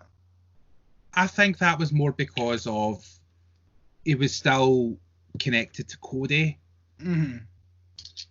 And he was sort of trying to sort of keep a lid on it slightly. Yeah. And then when he done the turn on Cody at Full Gear, it sort of unleashed the beast in a way. Maybe. There was a spot in this match. I just thought it was cool. It wasn't really anything that impressive. It was MJF and Jungle Boy do the kip up at the same time. They square off. And then Wardlow and Luchasaurus do it, and then it's the four of them. Yeah. But this was a really good opener. Yeah, like I'm still really enjoying MJF and Wardlow as a team, and I'm not liking the fact that they're seemingly trying to break them up so soon, because they've not even been together that long.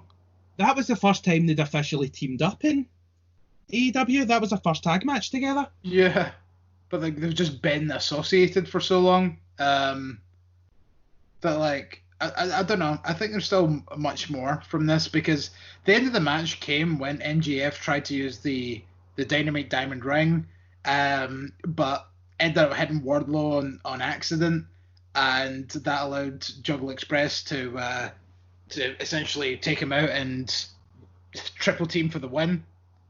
Yeah. But I don't know. I thought like it was a great wee opener, but what potentially might have been the match of the night on night one was Hikaru Shida versus Penelope Ford for the Women's Championship, because like we all know that like we all know that Hikaru Shida is a great in-ring competitor, but Penelope Ford brought this to another fucking level in this match. She's been great the last few weeks.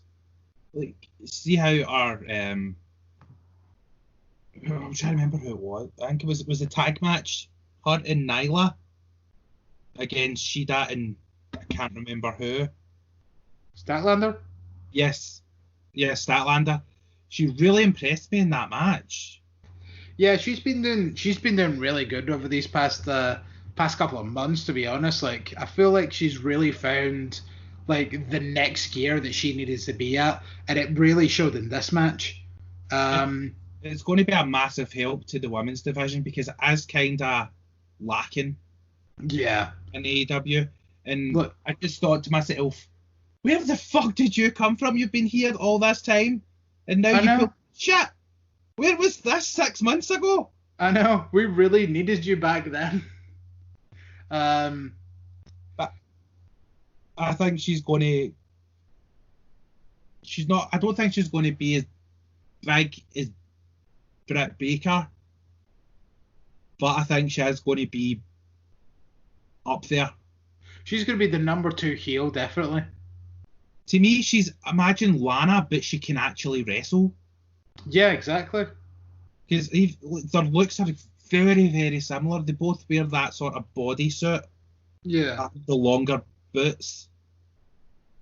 They're both blonde. They both Well, I'm not sure if Lana can do the splits, but you get the gist. It's almost like a talented Lana.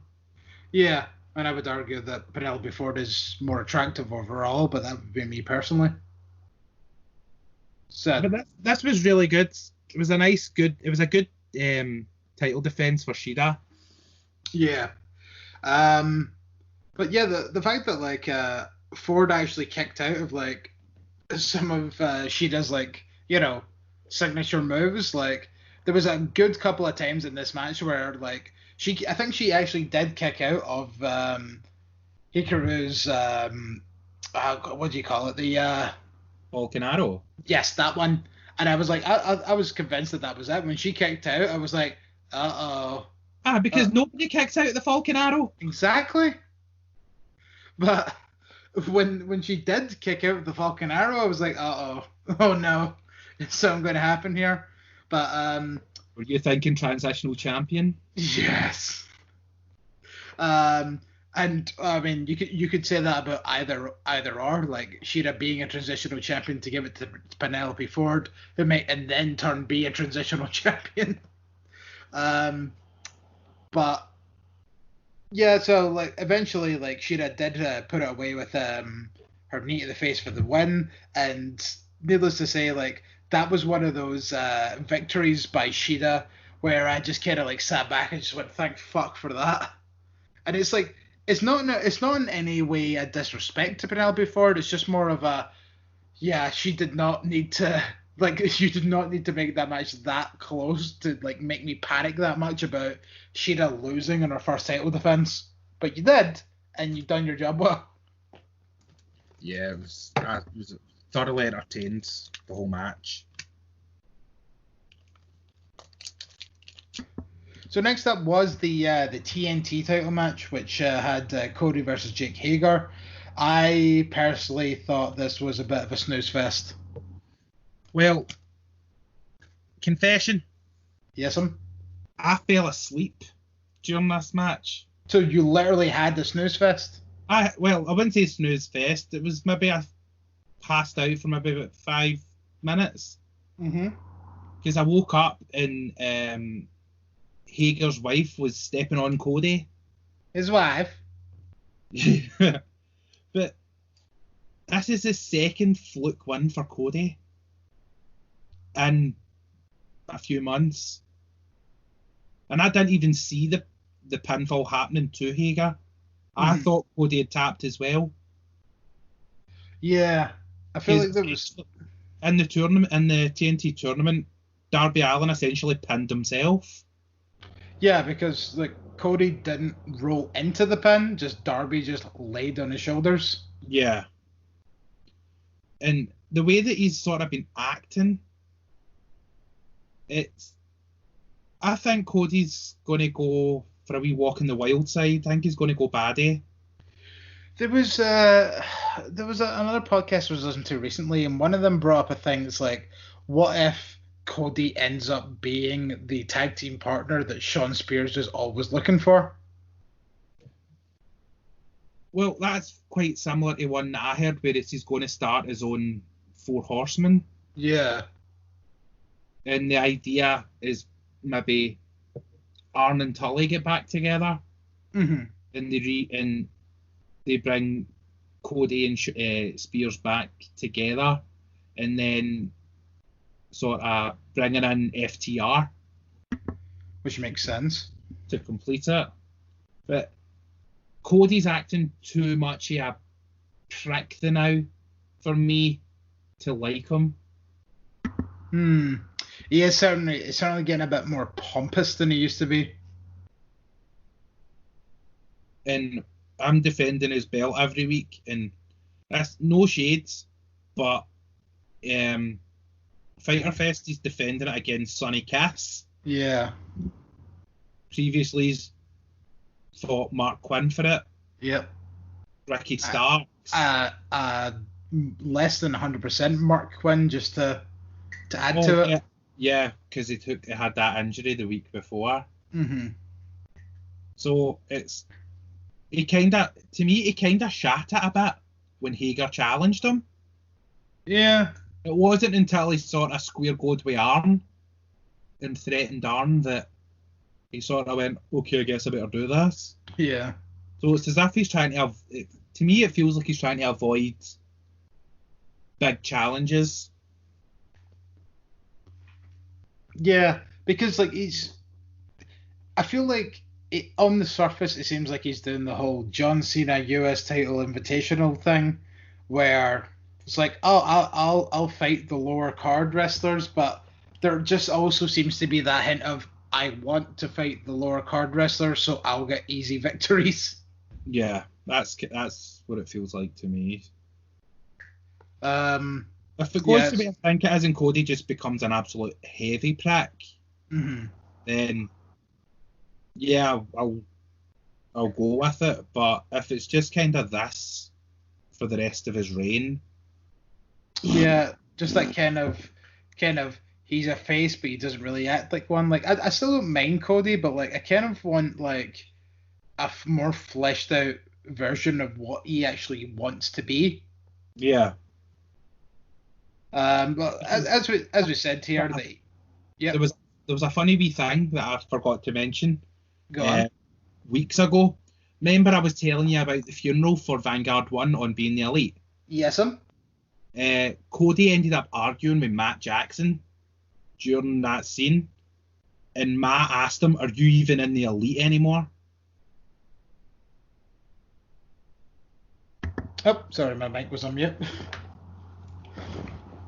Sitting here trying to talk to you, and my mic was on mute there. You silly bugger. Yeah. So, to me, it kind of feels like it is slowly meandering away from the Elite. Like, he wasn't involved in much of the build-up to the Stadium Stampede because he had the tournament. Yeah.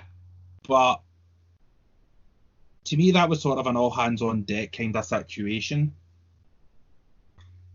And he's just he feels as though he's shrugging responsibility away from his faction.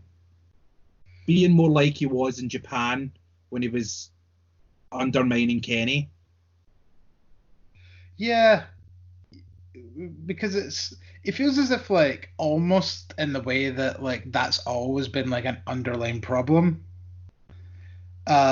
Like with him and Kenny, it's just like, you know, because it's a new company, we're just like, oh, we're working together now, so it's not really a thing, but yeah, honeymoon period seems like it's over now. Yeah, you know, just the kind of way that he didn't get to win the world title, and now he's a bit bitter about it. So he's like, well, at least I'm the TNT champion, but like, you know, the way that Kenny Omega's been tag champion for like about fucking 170 odd days now, and there's like significantly more fame. Champs. I think they're now the longest reigning tag champs. Yeah. But then also the fact that like you look at it and like Hangman Page is probably the most over person of the Elite in general now. Like he's made an absolute star of himself. Oh, like see how if the version that we have of Hangman now was challenging Jericho for the belt back at All Out last year, hands down he would be your champion. Yeah. It's so weird that less than a year later it feels as though he's ready to take that mantle. Yeah, it's been growing pains though, hasn't it, with this whole company? Yeah, but it's brand new. It's you're going to have teething problems with people you're trying to push and a brand new audience. And a lot of these people that they're bringing in, like, people are seeing them for the first time. Yeah. So, yeah, at the time, giving Jericho the belt made sense. Absolutely. But if Hangman was as over as what he is now, it's kind of a toss-up. But Hangman is a highlight on Dynamite every week. Oh, even as simple as just the little things that come up above his name, like when he comes to the ring, just those things, like I look forward to every week. Because you're like, what the fuck's it going to say now? It's like a drunken version of Matter of Fact.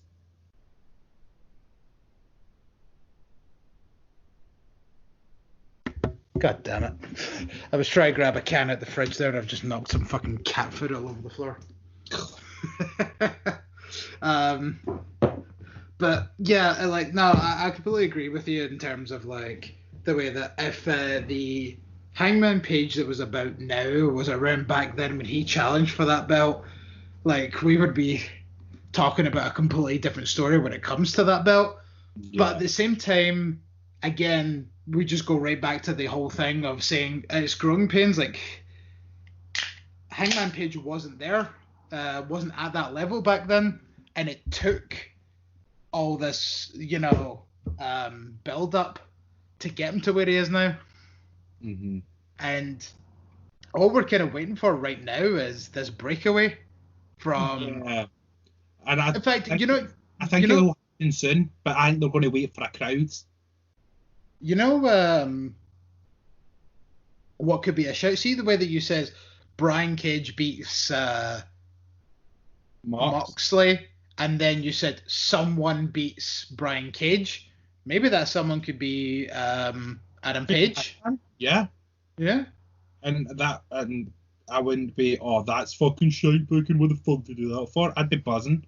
Yeah.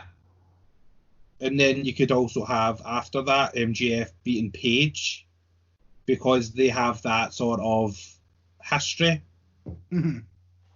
And you could maybe set up a story where it just, no matter what, Page can't beat MJF. To then further the line have him beat MJF after he's lost the belt back to Mox.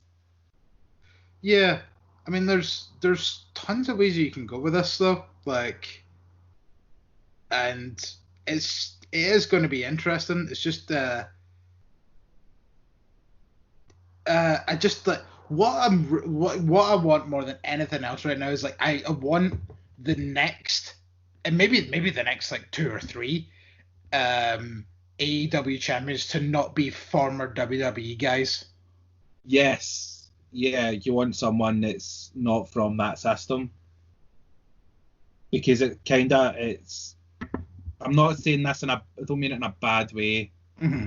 As kind of feeling almost TNA-ish. Yes, exactly. The way that like when AEW started, they were like, oh yeah, we're not just going to bring in every former WWE guy. And it's like, well, so far you literally have brought in every former WWE guy. Well, they have, in fairness, they have, but they haven't done it as much as what a lot of people are making it out to be. Yeah. Well, why don't you run through this a bit further? I'm going to quickly clean up this kitty thing. But if you the food that I just dropped, but like elaborate on your thing there, and I should be back in just a moment. Like if you think about it, since the inception of AEW, they hired Jericho right off the bat. He was really your only big former WWE name until Double or Nothing, where they brought Mox out, they brought Shawn Spears, and I think that's it. Like, I don't think you can count Cody, because Cody went and he didn't come straight from WWE. So they, like, within the first year, they had 4 people, and then after that you had Brody coming in, Matt Hardy. Yeah, see, Matt Hardy is the argument that I want to bring up here, though, is like Brody Lee, I can completely understand, like, but even then, that's kind of blurring the lines a little. But Matt Hardy did not need to come AEW, like, absolutely not. He has brought nothing to AEW, like, other than maybe like the fact that the whole like I have multiple personalities and I come out and do different things every week as different characters. Like, that's probably the only fun thing he's done, and even then, that's going to get boring very fucking quickly. I think though, with the multiple personalities and not knowing who you're getting each week, sort of keeps the personalities fresh. Yeah. Like you said, you were getting really sick of Broken Matt Mm-hmm. and Damascus. So you're getting. So he's not going to be there every week. Yeah, you're getting a different persona and deity, as he would put it, every week. Yeah. So he's keeping it fresh. He's constantly sort of in a weird. He's not reinventing himself, but he's changing almost on a weekly basis, keeping your toes. So I'll list the guys out again in case you didn't hear. Jericho, Moxley, Spears, Cody, kinda, maybe, sort of, no really, because... Yeah, Cody, I think, has transcended his WWE stink. Right. So there was 4 until 2020, really. Then you had Brody Lee, Matt Hardy. There you're... Right, so that's 7. Yeah. But, like, WWE guys. Also getting the fact that, like... Yeah.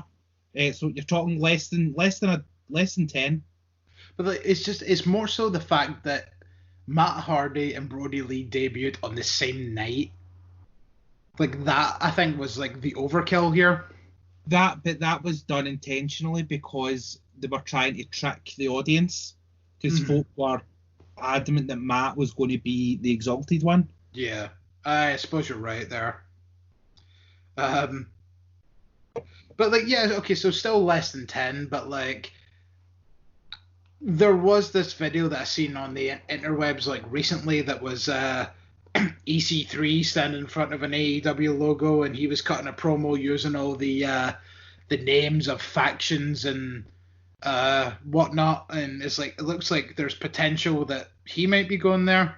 I think it's a red herring. I've seen the video you're talking about. Yeah. I think it's just to sort of get everybody stirred up, because AEW does not need EC3 now. They have a younger version called MJF.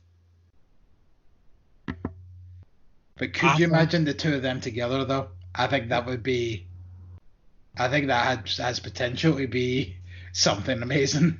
Yeah, it will be entertaining, yes, but it kind of undermines the MJF character that they're using just now in AEW. Like, when he was in MLW, he had his own faction, the Dynasty. Yeah.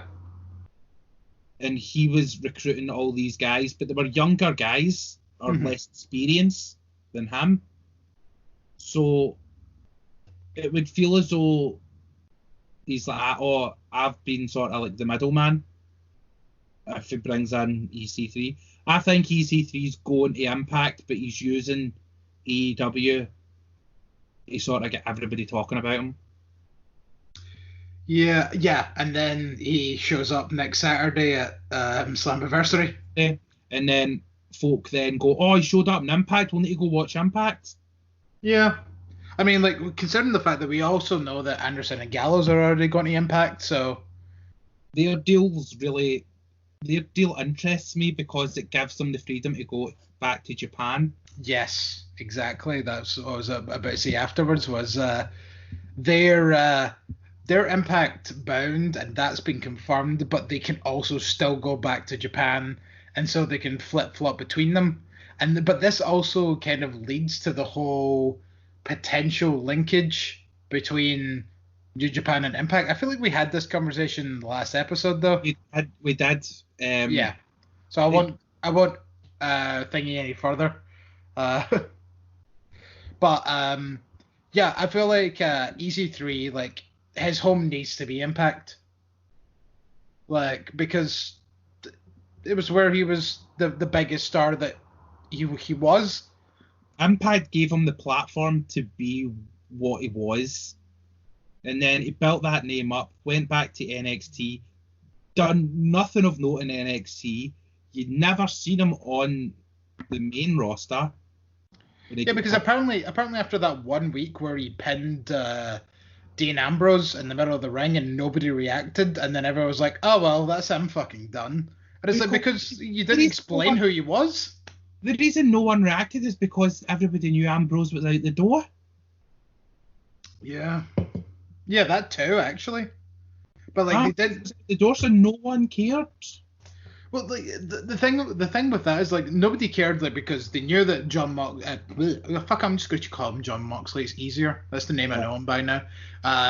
They knew that he was going out the door. Then, like, for the casual fans that don't watch NXT, they don't know who the fuck EC3 is. For the people that did know who EC3 is, they're watching this guy that doesn't speak, who's a fucking mute, which is the complete opposite of what EC3's character's always been through Impact and even through NXT. You say he hasn't done much in NXT, and you're right, but you know what? He still cut some fucking badass promos during that, like, Velveteen feud that he had. So, you know, he always was like a talker, and so what's the worst thing you could do to a wrestler that's a really good talker is literally take away his voice, because every week it was always stuff like, oh, like backstage, and like he's talking to somebody, and then Dana Brooke walks up, I was like, what were you talking about? And then he walks away and doesn't say anything, and it's like, why are you doing that? Why are you making this guy who's most of his bread and butter as a wrestler is being a talker, and you're taking it away from him? I think they missed the boat with EC3 and not pairing him up with Drake Maverick on the main roster. Yeah, that too. I think if they paired them up, they two would have made something of themselves. Yeah, because like they were the highlight of Impact when the two of them were together. Yeah, it was fucking great. Right. You know what? Like we completely got away from the rest of the matches of night one, so I'm just going to quick fire the rest of these result style. So Private Party and took on Santana and Ortiz, where Private Party won, and then Kenny Omega and Adam Page defended the tag titles against Best Friends, and they retained, which I was not up for in the slightest personally. You were one of friends? Yeah, I would have bet my fucking flat that Best Friends were going to win that match, and it didn't happen. Because of the build-up?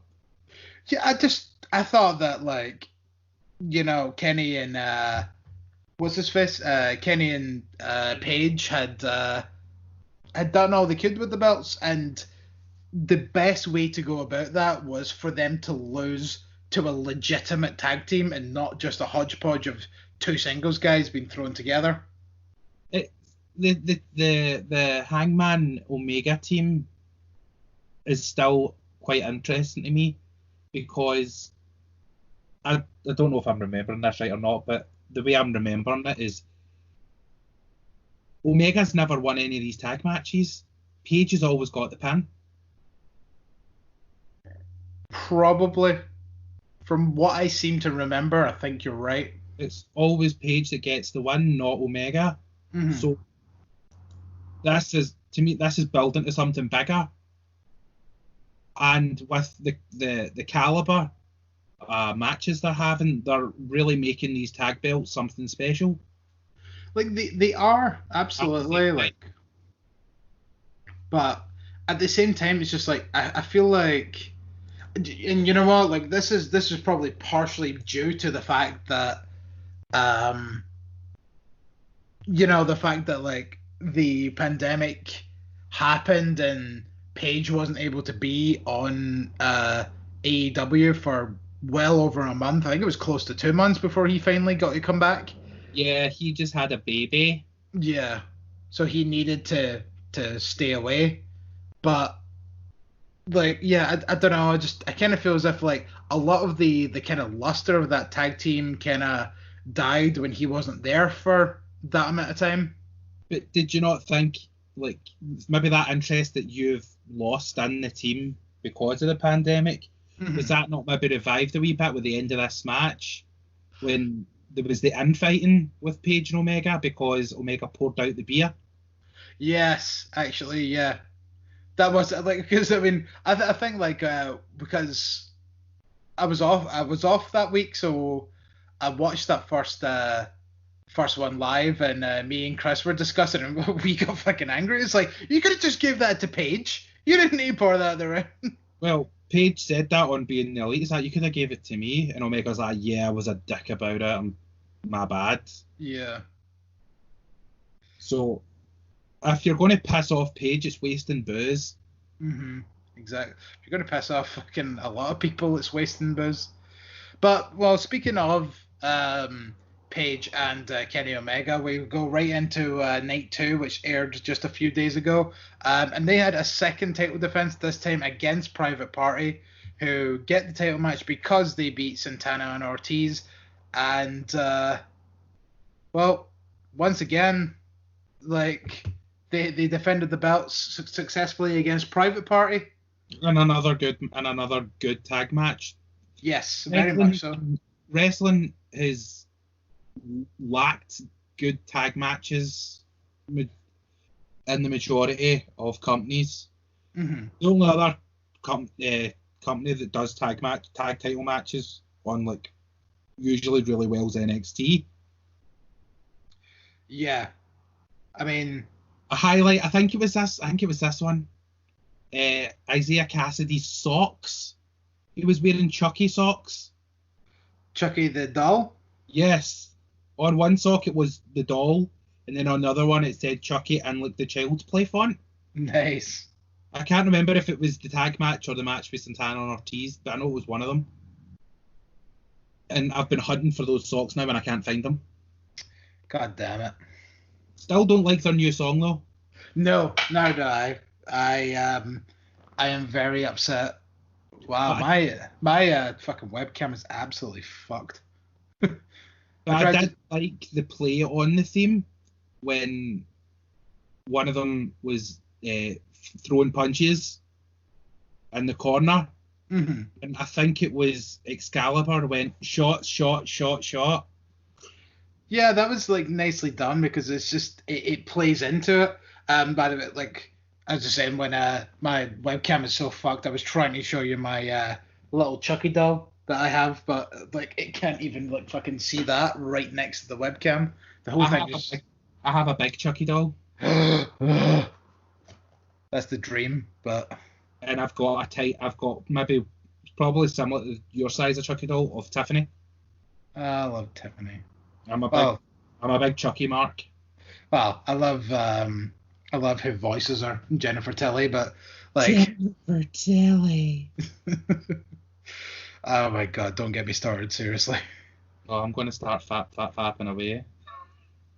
No, well, like there is that. Like she is the most attractive 60-year-old woman that I've ever laid eyes on. No, she can't be 60. She's 60. Shut up. Mm-hmm. But then just also the fact that like Seed of Chucky is the most bizarre film I've ever seen because Jennifer Tilly voices the doll of Tiffany who wants to become Jennifer Tilly, the actual actor, in this very meta, bizarre fucking movie. Yeah, there's a line in the film which I think is really funny, and it really just shows that she doesn't take herself too seriously. Mm-hmm. It's she's on the phone to her assistant while Jennifer Tilly's screaming in the background, but Tiffany's in the phone. And she's like, I hear you screaming, and she's like, yeah, I'm watching some film where this woman's fingering me. I know, she could have said she was watching Liar Liar. She could have. I mean, I want to see the film that she was talking about, but, you know, that's neither here nor there. Neither here nor there. So let's quickly move on because we still have a lot to talk about, and we're more than 2 hours into this shindig. Well, we did say it was a super big bonus episode. Yeah, Jesus. I wasn't expecting a fucking super show here, but... Like a best friend's cuddle. You got to give the people what they want. And what they want is wrestling upon wrestling upon wrestling. Because, like, hey, we watched it all this week, so you know what? We're going to give you every morsel of it. The next match was Joey Janela against Lance Archer. Joey Janela came out looking a bit confused, kind of looking behind him a lot, because he was looking for his buddy Sonny Kiss. But Sonny Kiss was nowhere to be seen. Right up until Lance Archer's music hit, and as Lance Archer is prone to do, is bringing a corpse of some kind out to the ring and throwing it around and then having a wrestle. But this week it happened to be the KO'd body of Sonny Kiss, which he just throws at Joey Janela, and I don't know why, but this amused me so highly, like, because Lance Archer just, like, this whole gimmick amuses me highly, just where he walks out every week with just a KO'd person, and it's just like, fuck you, right, I'm gonna wrestle a match now. I had mixed feelings about it for at least 10 seconds, because I was thinking to myself, does that count as gay bashing? Is that considered a hate crime? But then when he walked around the ring and he was outside, and he said along the lines of, when I say everybody, I mean everybody. Everyone's included. And the phrase everybody dies. So I was like, okay, he's not doing it because he's gay, he's doing it because he hates everyone. I'm down with that. I mean, logically, I think he's doing it just to get at Janela. No, he's doing it because he's a big fucking monster and he just wants to beat folk up, doesn't care who they are. Yeah. But I get what you're saying, though. It was a fun wee sort of bit for me. Yeah. Yeah, totally.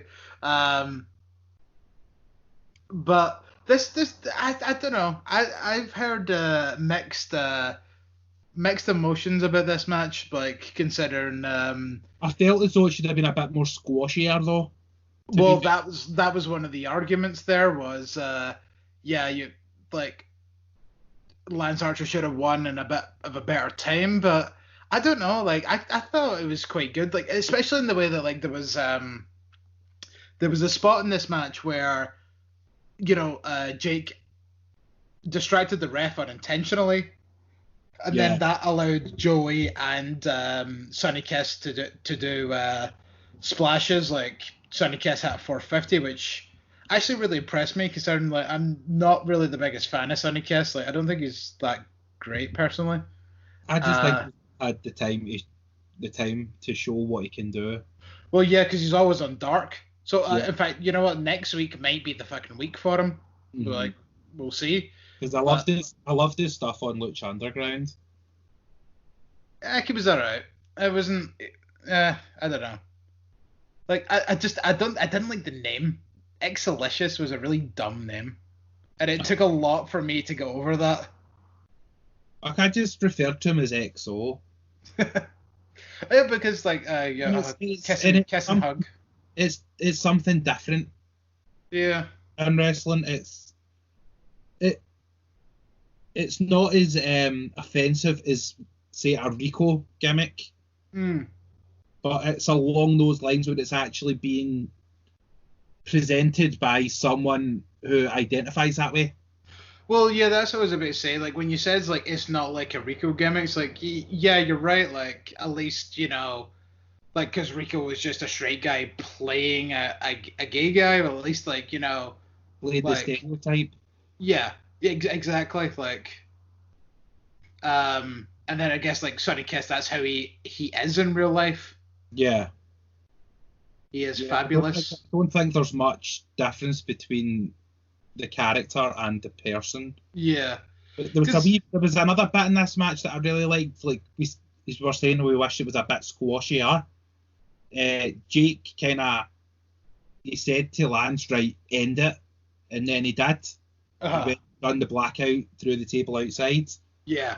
So to me, it was kind of like, right, he was having fun, he was being a wee bit cocky, but then Jake said, no, take it seriously, get it done, and then it's sort of like, right, roar, boom, done. It was very Rusev and Lana kind of finish, wasn't it? Like Rusev crush. Archer crush. Mm-hmm. Yeah, so, like, I was gonna say, yeah, like he knocks Joey Janela through the table, and then also hits the Everybody Dies claw, like, on the outside.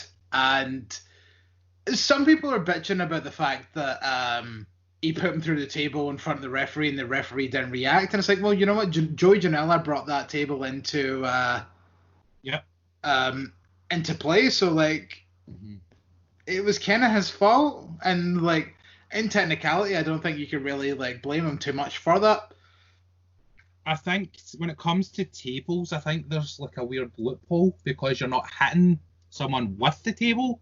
Yeah, like, he could have just been going to throw him off the off the apron and the table just happened to be there. Well, if that hadn't been pulled out, then the Cody Jungle Boy match, they went through a table, and that wasn't a DQ.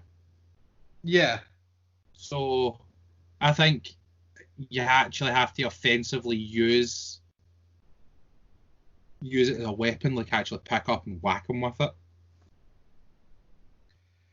Yeah, like literally have it in your hands and swing it at them. Yeah. Or maybe it's like a New Japan sort of case where if it happens in the outside, it's just sort of fair game. Yeah, because there hasn't been a DQ in AEW yet, so. Has there not? Not that I can think of. Like throughout any match, I don't even think there's been a count out yet. Like every match seems to have finished in some form or fashion by pinfall or submission. The only time I can think of it not ending that way is Cody and Darby in the time limit draw. Yeah, and even then, that's you know, a time limit draw. It's not like a DQ or a count out, like the shitty ways to end a match. Yeah, that's really interesting. I'll need to look back and see if I could spot any. I mean, this is obviously just thinking back. You know, I'm not exactly like running through every single match in my head. Like I don't have that much of a photogenic memory, but for graphic memory even. But nevertheless, like as I say, I don't seem to remember any like off the top of the old noggin anyway. But next up was Taz and Brian Cage's big announcement. So Taz came out and obviously continued to waffle about the fact that the title match was meant to be tonight. It was not happening, but that brings him to this. And then he pulls out the old Taz FTW title from ECW. Yeah, it was. I was really kind of buzzing when I seen it because when they done the close up to the belt, I was like, fuck, that's the actual one. Yeah. Because you can see it's got Taz sort of engraved at the top. Uh-huh. And you could see like a wee bit of wear and tear on the paint. Yeah, because like that was totally his belt. Like, yeah, you know, you always argue that it's like it wasn't recognized by ECW or whatever, and then there's people questioning like, wait, why can he use this belt when WWE owns ECW? It's like it's because Taz bought this off his own fucking back. That's his belt. Taz invented it. It wasn't. Yes, it was defended in ECW, but it wasn't officially a recognized belt in ECW. Taz brought it in because he couldn't get a title match against Shane Douglas, who was the reigning ECW champion. So he made up his own belt to say, do you know what, fuck you, I am a champion, whether he's giving me my match or not. Yeah, because this would be one of these things, like, see if Taz was still able to wrestle and didn't have these neck injuries. Like, see if he ended up on the indies, you know for a fact he would come out for that belt, would come out with that belt every match he had if he ended up back in the independents. Yeah. Like, and then, you know, fucking at breaks, like, you could get your foe in the ring with the FTW champion Taz for only 50 fucking quid or whatever. I would pay the money to get my foot taken with Taz. With the FTW title, yeah, so would I was kind of like, it's kind of like, I'd love to just pat him in the head and go, oh, you're all right, wee man. But then I know he would just kill me.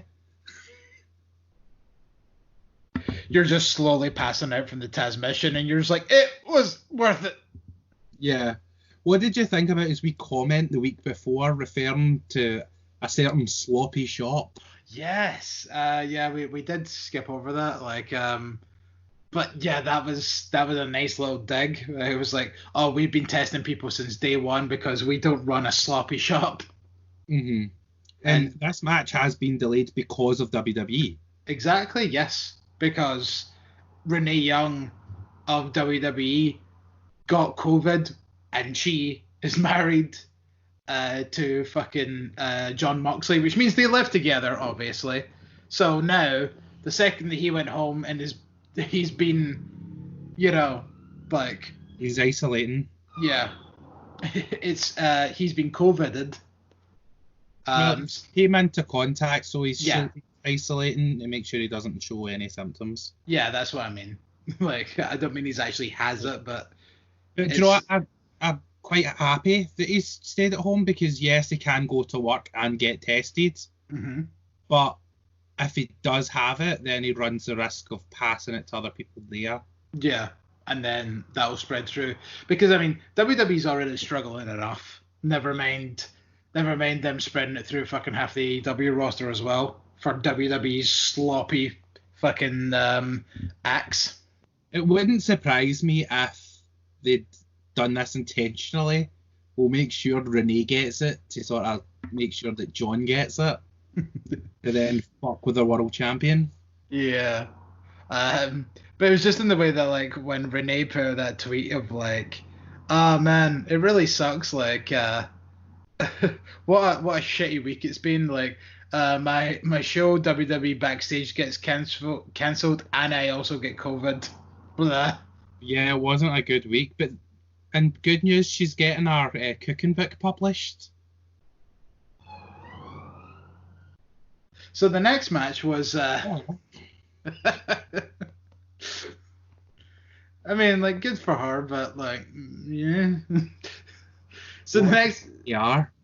I know. Well, Jesus, I haven't even fucking looked at his, and his definitely has more interest to me because I would imagine his is ribs and stuff like that.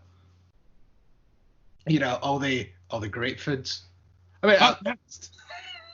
What? Up next. Yeah, exactly. Bye. Yeah, so up next was the 8-man tag match that was the Young Bucks and FTR against the Lucha Bros and the Butcher and the Blade. This was fun. I seen a graphic for this match, and it wasn't exactly the same lineup. Originally, it was supposed to be Kip Sabian and Jimmy Havoc with Butcher and the Blades. Oh, really? They are in the Young Bucks, yeah. Because of the Jimmy situation, I take it they just replaced them with the Lucha Brothers, which I'm fairly happy with. Maybe at the time they didn't know if the Lucha Brothers were going to be back in time or not. Well, Phoenix was always there. Because But then Phoenix stays in America, whereas Pentagon lives in Mexico. Yeah. So Penta was kind of the worry here, but then also remember that Phoenix got that injury just before Double or Nothing. So this was kind of his return as well. Like, he was obviously back. He was back before Penta was, but yeah, Phoenix came back with a fucking bang. Yeah, I think both of them to an extent came back. But I'm talking about that Destroyer. Where Nick was on the second rope, and it looked like he was going for the Sunset Powerbomb. Yeah. Turned into a Destroyer on top of everyone. Oh yeah, that was something else. That was fantastic. This match I thought was absolutely great. Yeah, I like the weird twists where, like, a Buck and one of the FTR guys started doing their tag finishers. Yes, that's right. They both done like a Young Bucks move. They done like the super kicks, and then the other two done the Goodnight Express. Yeah, it was the I think it was like the Meltzer driver. I think it was that they done where, like, it was one of the Bucks and one of the FTR. But then a wee bit of miscommunication fucked it for them. Yeah. I think this is the first time in a long time Butcher and the Blade have a victory on Dynamite. Yeah, it was rare that they received those. I think the last time they won on Dynamite was their debut against Cody and QT Marshall. Yeah, and then the next week that got completely reversed when Cody and Darby beat them. Yeah. And then just like that, it was to AEW Dark with you guys. But yeah, oh no, like this was great fun. Like, you talk about 8 people that really wanted to get out there and just tear the fucking house down. and they done really well doing it. So we move on from that, which was something else, to Nyla Rose, who had a 2-on-1 squash match against Kenzie Page and Kaylin King. Didn't last very long, and the important part was after the match, Nyla Rose talked about how she is going to get a manager that she's not going to reveal yet, but when she does, she's going to take back Hikaru Shida's AEW Women's Championship, because that was the reason behind it. Was every person that has a manager in AEW seems to have a championship now. So Cody has Arn Anderson, he's a champ. Brian Cage just debuted and he already has a title belt, which was nice, considering. I think what she meant to say was he already has a title match. No, he has a title belt. Yes, he has a title belt, but I think it was meant to be a title match. No, I genuinely think that like she's so vain that like he that he got handed the title belt like an hour ago, and she's like, "See, he's already a champion," and it's like doesn't matter whether or not that belt means anything, but he has a championship. Right, well, who do you think the manager is? Because it seems to be a pretty popular opinion that it's going to be Vicky Guerrero. Oh, God. No, you're all right with that. Everyone I think it's going to be Vicky, which I am all on board with. I've missed Vicky Guerrero on my television. I mean, don't get me wrong. I love a bit of Vicky Guerrero, but at the same time, like, I can't help but feel as if, like, see if they could get someone like Jazz. Jazz was also brought up in the conversation. Like, how cool would Jazz be? Let me ask you in direct it. Like, just go really into detail about how awesome Jazz would be. I think Jazz would be a good manager. Like, she's got years and years experience, and she's a badass bitch. And Jazz was brought in for the Casino Battle Royale back at All Out, and we haven't seen her since. It would be nice to see her again on TV, because she hasn't been on TV for a long time. I don't think she's been on TV since 2006, when they brought back ECW, and they only brought her back for like a one-shot, a show before they done that year's One Night Stand. So it would be great to see her back on television again. But another name that's been passed out, I think, would be really good is Ivory. Like, she takes women's wrestling super, super serious. And she's been about since, like, she was wrestled in the original Glow. So Ivory, I think, is also a good shout. That is a good shout. That is, yeah, because, I mean, Ivory hasn't been seen in years either. Well, I think the last time MD's seen her was, I think it was Evolution in that Battle Royal. Yeah, maybe. Unless she's done any... wait. No, she wasn't, was she? Was she not at, like, one of the backstage segments on, like, that, like... Oh, that Raw? Yeah. Yeah. Maybe. But the last time I remember actual proper seeing her was Evolution a couple of years ago. And supposedly they're bringing that back this year. Evolution? Yeah. An all-women's pay-per-view in WWE, yeah. I fucking think so. I was fucking raging when they didn't have one last year. Because, I mean, say what you will about it, but, like, I thought that was genuinely one of the much better shows of that year. Yeah. And I think it's a nice balance to when they do the Saudi shows. You said do. So, yeah, I think, like, between, like, Jazz and Ivory, those are two much better picks than Vicky Guerrero. I mean, don't get me wrong, I love a good bit of Vicky, but see when she comes out and she has to have her "not excuse me" catchphrase, it doesn't help very much. I don't understand why she's not saying it. I don't. Can WWE trademark a very common phrase like "excuse me"? I guess so. In terms of, I guess in wrestling, yes, you probably can. Oh, that just causes so many fucking problems. But like, why don't you just come out and you'll be like, "Pardon me, pardon me,"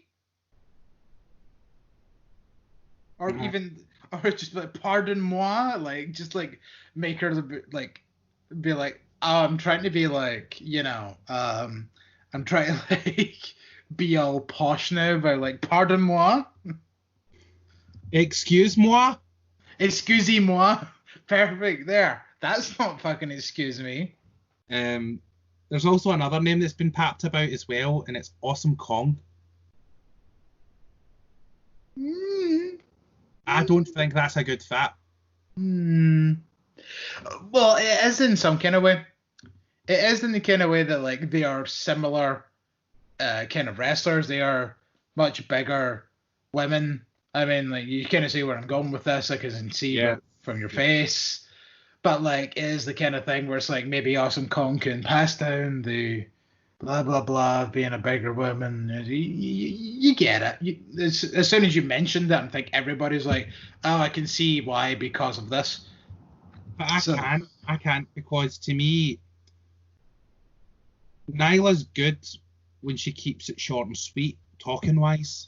Yeah. Some of the best promos she cut has been about fucking 4 words. Yeah, I found your kendo stick, bitch, and then during All Out, where she not All Out, sorry, Double or Nothing, where she puts Shida through that casino table, she shouts at her, "Always bet on black." Like, our wee like one-liners are great, but I think she needs someone to help her. Yeah, do the rest of the talking. Yeah. So, and if that's the case, Kong is not that. Yeah, Kong's not that. Kong was always a strong silent type. Well, that's why she had Raisha Saeed as a fucking second. She suffers from Bobby Lashley syndrome. Yeah. They're threatening until they speak. Yeah. Yeah, for like prolonged periods of time as well, But yeah, you're right with the Nyla Rose one-liners, like definitely. So, well, we'll wait and see what happens. But if it's Vicky Guerrero, I would solely be disappointed, to be honest. No, I wouldn't be. Or maybe it's Arn. Maybe this is them maybe starting to build the faction, get all the belts, have a woman in. Maybe. I don't know. I can't help but feel like the 4 horse people. I can't help but feel as if they were wanting something like that, they would get somebody like Brandy. Maybe not Brandy, but like I don't know. I can't help but feel like maybe they would just try and recruit Shida. Oh no, I feel like they're kind of trying to recruit Riho because like she's Kenny's girl. Kenny's fave. Yeah, I mean, don't blame them. But we'll move on from there. So before the handicap match, there was the big swole coming to the arena, and she got served.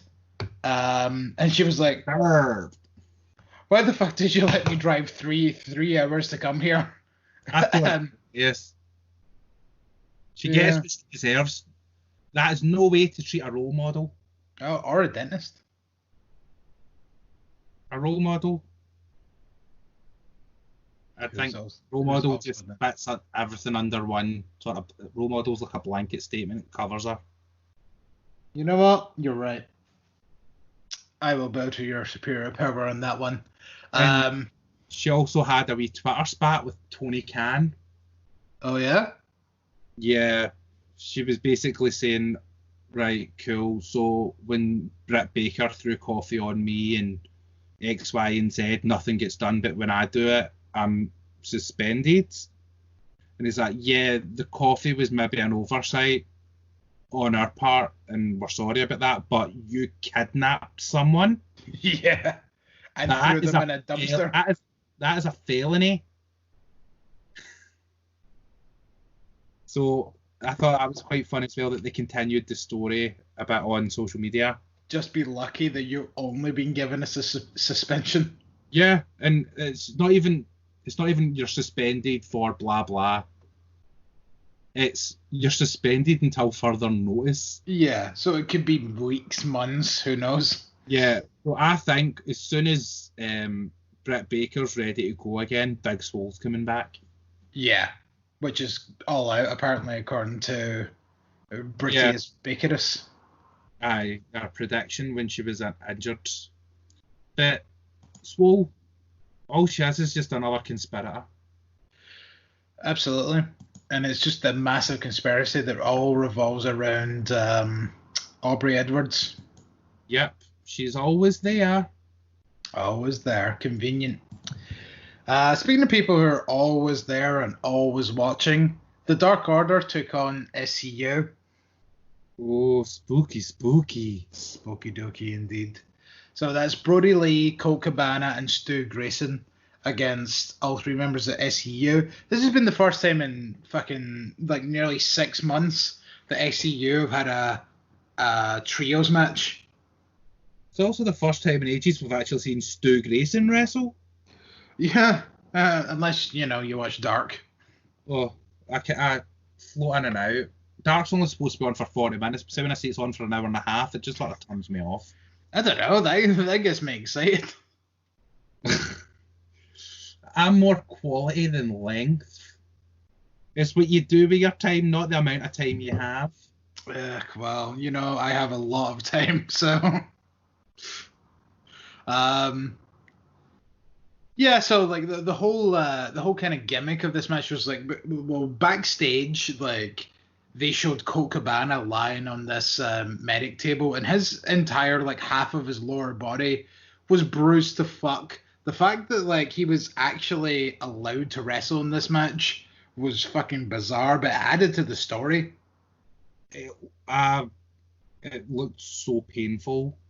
Yeah, having a bruise. I could, like, see if that was me, I wouldn't have went to my work. I would have stayed home. But it did, as you said, it fit a lot into the story because Colt didn't really do much in the match. It was, the Dark Order were setting him up for a win. Yeah, like, this is the thing. Look what you've done. You've just beat... You just beat SCU? Yeah, I think it was Scorpio Sky that took a pin. I want to see Daniels. I can check. I get my ball confused. Yeah, of course. But yeah, because it was like the whole point of this right now is the Dark Order are going out of their way to give Colt Cabana wins so that Colt Cabana will side with them. Like that's the kind of thing, right? That's the underlying story, and so like Colt was sort of like, hold on, I'm starting to win here. I've not won in a good little while now. So he's starting to accept the Dark Order more. It was Daniels. Thank you for correcting me. I don't mean to. It's just I wasn't saying it's shady. I know. I just, as I say, I always have this kind of stuff playing in the background on silent. So when something like this comes up, I can confirm. So yeah, like he didn't do much in the match, but like the whole kind of thing was backstage. Like even when Brody offered the hand and Colt took it to help him sit up, you could hear him just go. Yeah. And it's like, that was genuine, and you knew that was fucking genuine. Uh-huh. You also need to take his recruitment a bit more seriously, considering his new T-shirt. Yes, that Colt Cabana. Thing. They promised me it would have said Colt. Yeah, that's on Evil Uno. Yeah. You know that Mr. Brody doesn't like that word. I mean, technically it does say Colt, but it's conveniently missing enough of that top half of the O to make it look like it says cult. Yeah. Because I'm sure if Mr. Brody's seen that, he would not be too pleased with Mr. Cabana. Absolutely not. That's why that little extra triangle's there to be like, see, it says Colt. You just gotta look a bit harder. It's a fun t-shirt. And also a terrifying t-shirt with his fucking coupon. Oh, Jesus. Like, when you sent that to me earlier, I was like, oh my God, he's gonna fucking kill me. Kind of reminds me of... have you ever seen the Nicolas Cage film, Mandy? No, but I've heard it's amazing. Yeah, it's amazing, but see some of the faces that he pulls, it's very manic. From Impact? No, not that manic. Manic with a C, not manic with a K. Oh, sorry. Oh, well, Manic with a K. Speaking of manic, Suicide came back this week. Suicide's been back for a couple of weeks. Well, is it the same Suicide that I'm thinking of? Because this Suicide seemed a wee bit like a swinger. Ooh. Well, as it says, like I sadly haven't been able to watch Impact this week, so I guess I haven't watched it either, but I did watch like a wee clip. Well, I think like what we should do is leading up to Slammiversary next week, we should watch the Go Home Impact. Yeah, I've missed a lot of Impacts. I think the last one I watched was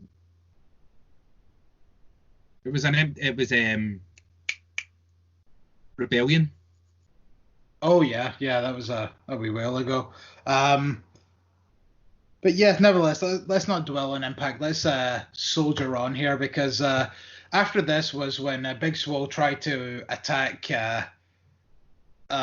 Britt Baker and threw something at Reba, but Reba ducked and it hit. It made impact with Britt's nose. Yeah. See, we could have segued from there to there. God damn it, you done it, you slimy git, well done.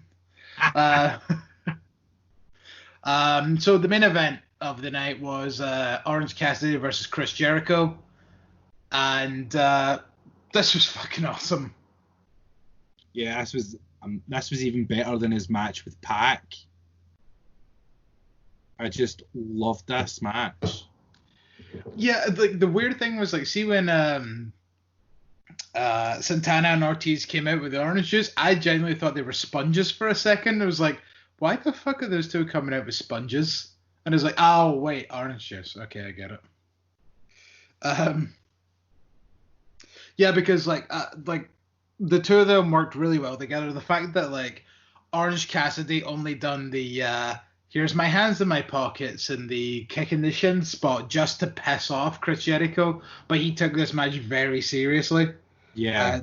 And like he also sent back Best Friends, but Jericho came out with Santana and Ortiz, and obviously their interference also helped partially into the finish as they squirted orange juice right in his face. And that is like disturbing because orange juice is gross and sticky, and can you imagine that being stuck to your like fucking eyelashes? Oh, it would just sort of like, it would be like really sticky, like sleep in your eye. Probably like glue them shut. Yeah. I mean, like, at the very least, you know, like his face would probably be pretty sweaty at that point. It may you may be able to like wash it off kind of quickly, but yeah, I don't know. So Orange Cassidy's an anomaly for me. Like, I love him, and I think he's going to be massive, but I don't think he's ever going to hold a belt.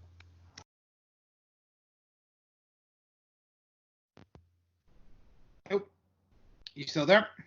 Yeah, I'm still here. Yeah, sorry, something just kind of happened there. Right, we'll just continue on. It seems all right.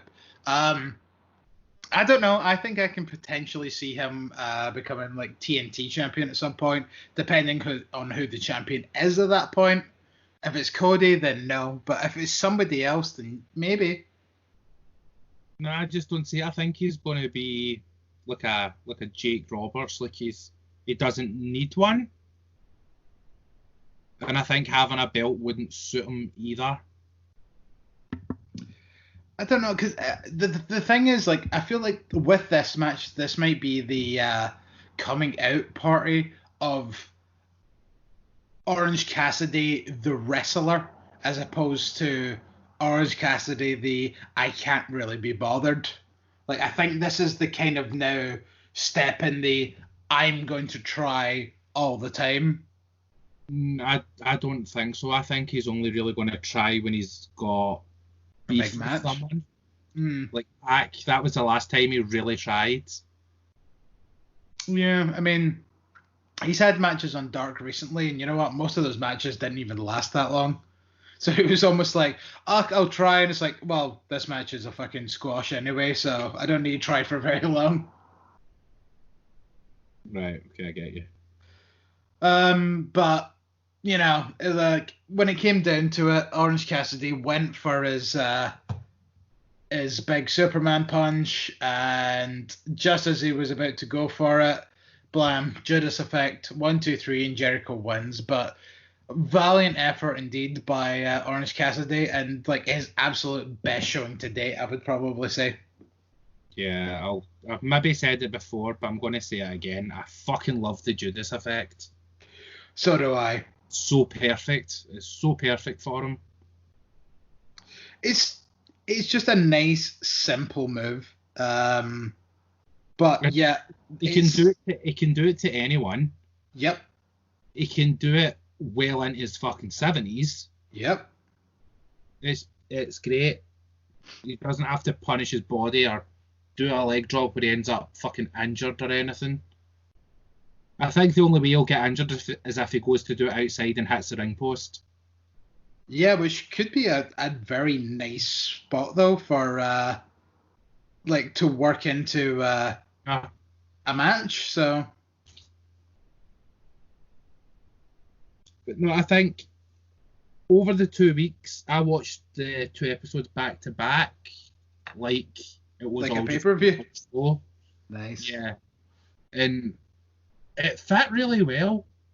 Like, you main evented the first show with Kenny and Hangman, and then you started the show with Kenny and Hangman. Yeah. So it kind of felt like Private Party beat Santana and Ortiz, so then they got the title match right after the Best Friends. So it kind of felt almost like a gauntlet match to me. Yeah, yeah. And it was super, super fun. And Taz just loves running his mouth. He came out twice to talk. I kind of wish I watched them like that now. It was really fun. It does sound very fun. But what was also fun was NXT these past couple of weeks. So what I'll do is I'll very just quickly just run over the results of week 1, and then we'll probably maybe talk about, I would assume, like maybe the main event, maybe the only very major talking point. Yes, but I do want to mention something late before that though. Okay, no problem. Well, we'll get to that when we get to it. Just give us a shout. So the Fatal 4-Way was the Fatal 4-Way elimination match was Mia Yim, Tegan Knox, Candice LeRae, and Dakota Kai. The winner became the number 1 contender for the Fatal 4-Way. That fucking hell, I've been drinking a lot. The number 1 will become the number 1 contender for the NXT Women's Championship, and it came down to Dakota Kai and Tegan Knox, with Tegan Knox getting the victory, and she will move on to face Io Shirai next week for the championship. When you say next week, do you mean next week or night 2? As in the week after night 2, because we're about to cover night 2. Right, okay. After that was Oney Lorcan versus Timothy Thatcher, and what was a decent match, but was very much a throwaway match. Very technical, submissions and whatnot. But I mean, it was probably the most nothing match on the card, but that's not to say it wasn't decent. Coming on from that was the 2-on-1 handicap match where Rhea Ripley took on Aaliyah and Robert Stone. If the Stone brand won, then Rhea Ripley had to join said brand. And Robert Stone coming out dressed as like fucking Rocky or something along those lines. Generic boxer. Yeah. But I love this gear so much. And it's kind of one of these things where like all these managers like in history that I can think of, like that come out as managers and they're pure they're very scared of getting like in matches and stuff, and then when they take their shirt off and they're fucking ripped, like Robert Stone. We obviously know what he looks like because we've seen Robbie E before, but then like the other two that I can think of is Abraham Washington and Armando Estrada, especially. Like, fucking roided to the gills. When he took his fucking shirt off and then came out for a match, I was like, fucking hell, man. Like, I was not expecting that, like, fucking 8-pack or whatever the fuck it was that he had. Yeah, the worst thing to happen to him was Vince McMahon seeing him without a top on. Yeah. But I thought Aaliyah and Robert Stone were going to win this. So did I. I thought they were going to win to give Rhea Ripley something to do for the next couple of months. Yeah, just be like, you know, Cena and the Nexus Sable, except good, because that storyline was horrendous. Well, it all came down to the point where Rhea Ripley put both of them in her submission at the same time, and got the double tap out for the victory. I don't know how she managed to do it, because doing it to one person, that's fine, that's feasible. But doing it to two, so you need to have the lock-in with each arm on a different person. That's exactly what she done. But it still didn't make sense. It didn't make sense, but it looked phenomenal. No, I don't even think it did look that good either. I don't know. I just thought the image of the two of them being stuck in that submission at the same time looked amazing. I think it's just because, like, purely because Robert Stone is like a jobber human. It did look that bad, but I mean, to do the prism trap, you need two hands, two arms. So unless she's fucking Stretch Armstrong, she's turning her arms into pretzels. The finish didn't work for me. Fair enough.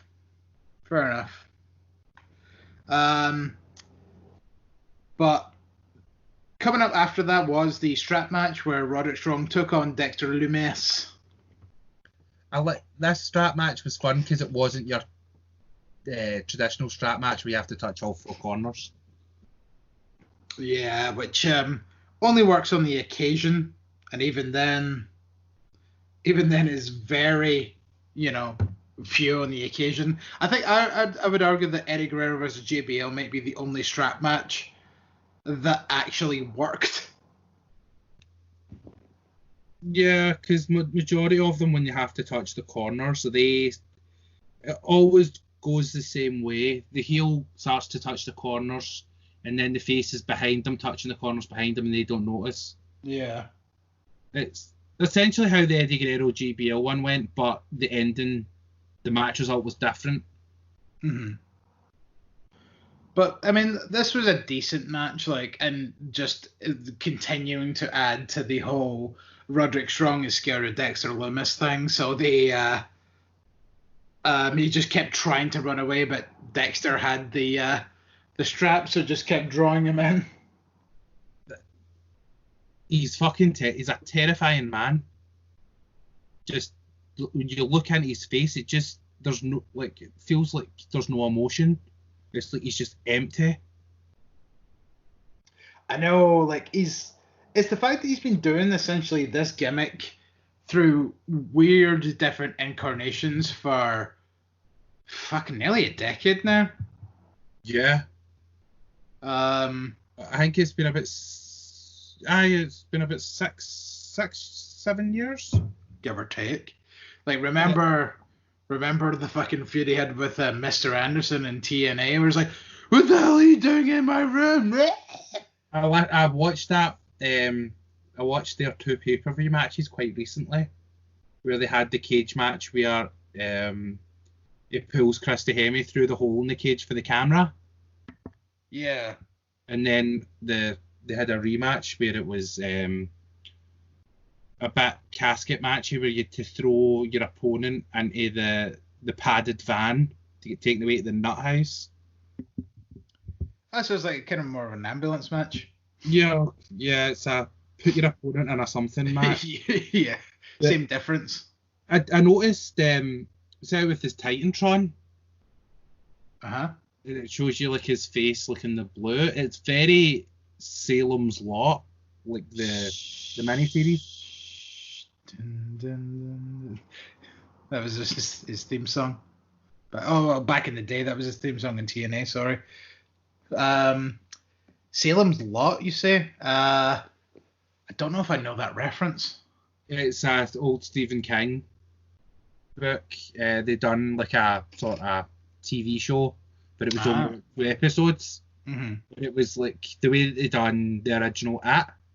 Oh yeah, so it was like it's like a big movie split up into episodes. Yeah, it was like a made-for-TV thing, yeah. But the poster art for that, that's what his face on his Titantron video reminds me of. Right, let's have a gander. So anything else you got in this match? Like, so there was that one spot where Dexter Lumis did threaten to throw Roderick Strong into the back of one of the cars that was on the stage. Oh yeah, his PTSD was hilarious. Are we missing a match actually, or was it no? I can't remember the order. I'm going off the order of the thing that We'll just here. It was the second best strap match I've seen. It does look a little bit like that, yeah. Yeah, especially like more so the colors more than anything else. Yeah. Only behind The Rock and Triple H and their strap match over 20 years ago. Yeah. I mean, like, it seems like The Rock and Triple H still have some of the best of any kind of match. Because then they had, was it them that had like the really good like Iron Man match? Yeah, they had the second Iron Man match, and that was the one that I think is the best Iron Man match in WWE. Yeah, because like there's a lot of people that don't give Iron Man matches that much of a high rating, and I think like that's one of the few that, you know, gets a really good kind of it gets like a positive kind of chatter when you talk about Iron Man matches. Yeah, it's the only one I can watch without having to look at my phone. Well, that it was also only half an hour. No, it was an hour. Was it an hour? Yeah, it was an hour because they made a massive big deal about it in the opening video for the show. Because they were basically telling you everything that can happen in an hour, like how many people die in an hour, how many babies are born in an hour, and how an hour is actually a massive amount of time in the world, considering all these things that can happen in the space of an hour. To sit and watch a pro wrestling match. But yeah. I mean, all right, well, like I don't think I've ever actually seen that match, so the fact that you're saying that is one of if not the best Iron Man match, it might be something I might need to go back and watch. Because they had that 2 out of 3 falls match 2 years prior. That went half an hour, but it was a time limit draw. I feel like I've not seen Attitude Era, and I feel like it's something that I need to do to myself, is to go and watch through Attitude Era. I'll make you a list of stuff to watch, because I don't want you trolling through the shit on the show. I don't know. I kind of want to. Or don't put yourself through it. rewatched the Attitude Era a few years ago when the network launched and they put up all the old Attitude Era Raws. Yeah. It is not as good as what you remember. Come on. Like that wee lessons sounds delightful. So the next segment on this NXT show, night one, was the new faction of Escobar, Joaquin Wilde, and Mendoza. This is what I was referring to. Fucking Santos Escobar, really? All the names in the world, and you basically pick Druggy McDruglord? Yep. Like, say when he announced his name like that, it was Santos Escobar. Have you ever seen Paradise PD? No. Right, well, it's a cartoon about a police force, right? And they've got the Netflix thing called Bullet, and essentially he's just a massive junkie. Mm-hmm. And he basically like busts out of like the evidence room with all these drugs under his arm, going drugs. That's basically what went through my head when he said Santos Escobar. Well, the first thing that went through my head when he said Santos Escobar was Fire Festival.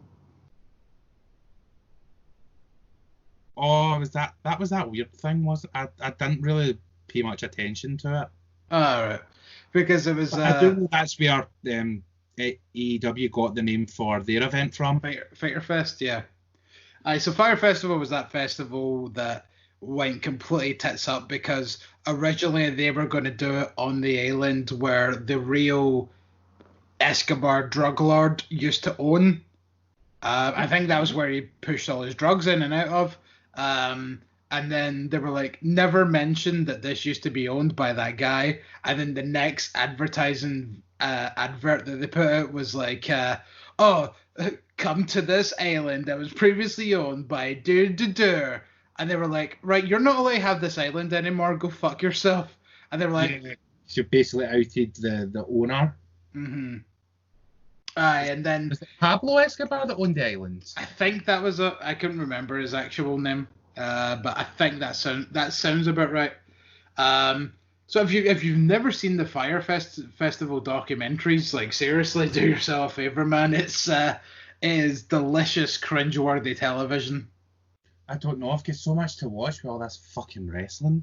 One of them is on Netflix. One of them's on Hulu. When we're done. I'll be fucking going to bed when we're done. I've still eaten dinner. Yeah, I'm lucky that I ate before we started, but even then, I'm starting to get fucking peckish now. And then the main event of night one was Io Shirai against Sasha Banks, and this is now the point where I'm starting to realize Sasha Banks is actually good. A lot of the women are good wrestlers. It's just they don't get much of an opportunity to show it on the main roster. But I see, the thing with that, like when I say that, is like I have not rated Sasha Banks in a good couple of years now. There was that period during that Charlotte Sasha feud where they kept swapping the belt every fucking month. Where like Sasha was the one that I always wanted to win every fucking time, and then there just seemed to be a period that I just kind of was like, fucking sick of Sasha, sick of Charlotte, and then that was about it, and that kind of prolonged for the longest amount of time. But just I don't know, it's just something recently, and I think it might be the two of them together, being Bayley and Sasha, that I've just started to enjoy the two of them so goddamn much recently. I thought your train of thinking there was because since she left Full Sail, she's not been treated right and not been portrayed properly. And then she's going back to Full Sail, and it's like time's not moved since she went up to the main roster. Well, you're right to an extent because this match proved that. But I mean, like I'm talking about in general recently, like Sasha and Bayley have been in an absolute other level, and I don't know if it's just like there just seems to be thriving in this this non-fan era or whatever, but they're doing something that like is just made like, because like it's funny that just like a couple of months ago we were literally complaining that Charlotte was on all three shows almost every week, but yet when Sasha and Bailey do it, we have no fucking problem with it. It's like, oh, it's because these two are fucking likable people, and we actually want to see them more than once a week. I think it's because they're having fun. And when you see someone enjoy themselves, you then have fun watching them have fun. Yeah, that's probably a good way to put it down now.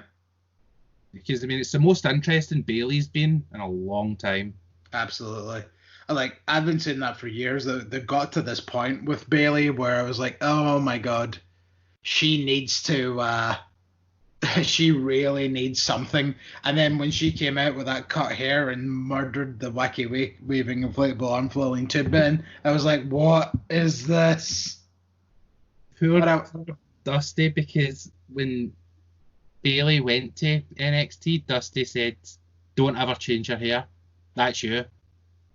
That's your thing. Your hair is your thing.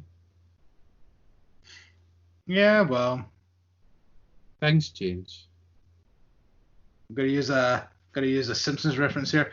If he's so smart, how come he's dead?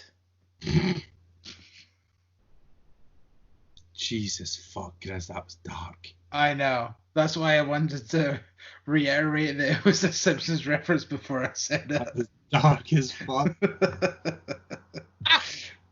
I know that one was rough. And like the thing is, like, I don't even like Dusty Rhodes that much, but even then, I still felt a bit dirty saying it. But I was like, let's make sure that I reiterate that's a Simpsons reference before I use it.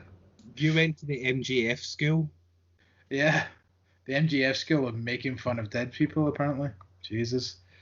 So that moves us swiftly on to night two. Oh, yeah, because the end of the match was Bailey tried to interfere, and then all of a sudden Asuka came out of nowhere from under the ring. Big miss to the face. Io Shirai gets the victory. And Io and Asuka celebrate. And it kind of got me thinking that, like, if Kyrie is leaving, which is meant to be the news right now, are they going to just bait and swap her with Io? Well, according to now rumours, she's not leaving. Well, yeah, because she came back. Yeah. She was on Raw. Oh, this week. Didn't watch it, but I did see her. Like, I did see a screenshot. But they're now, everyone's now reporting that she's not leaving and she's not going to be this ambassador role that they were wanting her to do. For I think they're trying to set up a NXT Japan again. And I think she was going to be the one to try and recruit people because she's obviously from Japan and she spent a lot of time on the Joshi scene. Mm-hmm. It's alright, just hire me. I know how to hire. We'll be fine. Well, that's definitely something that I'll be interested in, like, keeping an eye on in the future. But what do you say? We'll quickly move on. We'll get night 2 of Great American Bash through, and we'll wrap this, Pack to the Girls edition up. I will wrap this bitch up. So, the street fight of night 2 opened the Great American Bash as Candice LeRae and Mia Yim went one-on-one. I liked how, like, obviously in street fights these days, it is almost custom to not wear your wrestling gear. It always has been. I know, but like a lot of people still do it. Like one of the biggest street fights I think of is Cactus Jack versus Triple H, both in their ring gear. Yeah, like I think a lot of people now are they like the tradition of it's not an official match. I'm not wearing my official gear. Yeah, despite the fact that your official gear is what you fight in every other week. Yeah, because wrestling match. It's a wrestling match, whereas a street fight is a street fight. Yeah. So it's not as if you're like, say, you and me are going to just scrap on Circuit Hall Street. Wait the night, I go put on my tights and my thigh highs. Do you know what I mean? I'd probably wear my thigh highs. But no, this. Casual. Hmm? It's more casual. Yeah, I think it's just you showed up to fight and then that's it. Yeah. Well, this was a great little match. Just things like fucking Mia sending the Candice LeRae through a table. At one point, and the fact that like Candice actually went through the table because that tiny little body of hers, I'm surprised it actually cracked a table. Was that a special pixie table? Might have been. Maybe it was like a very much pre-broke table just to make sure she would go through it. Maybe, because I know the women tend to have issues with going through tables. Yeah. You know, there was everything from fire extinguishers,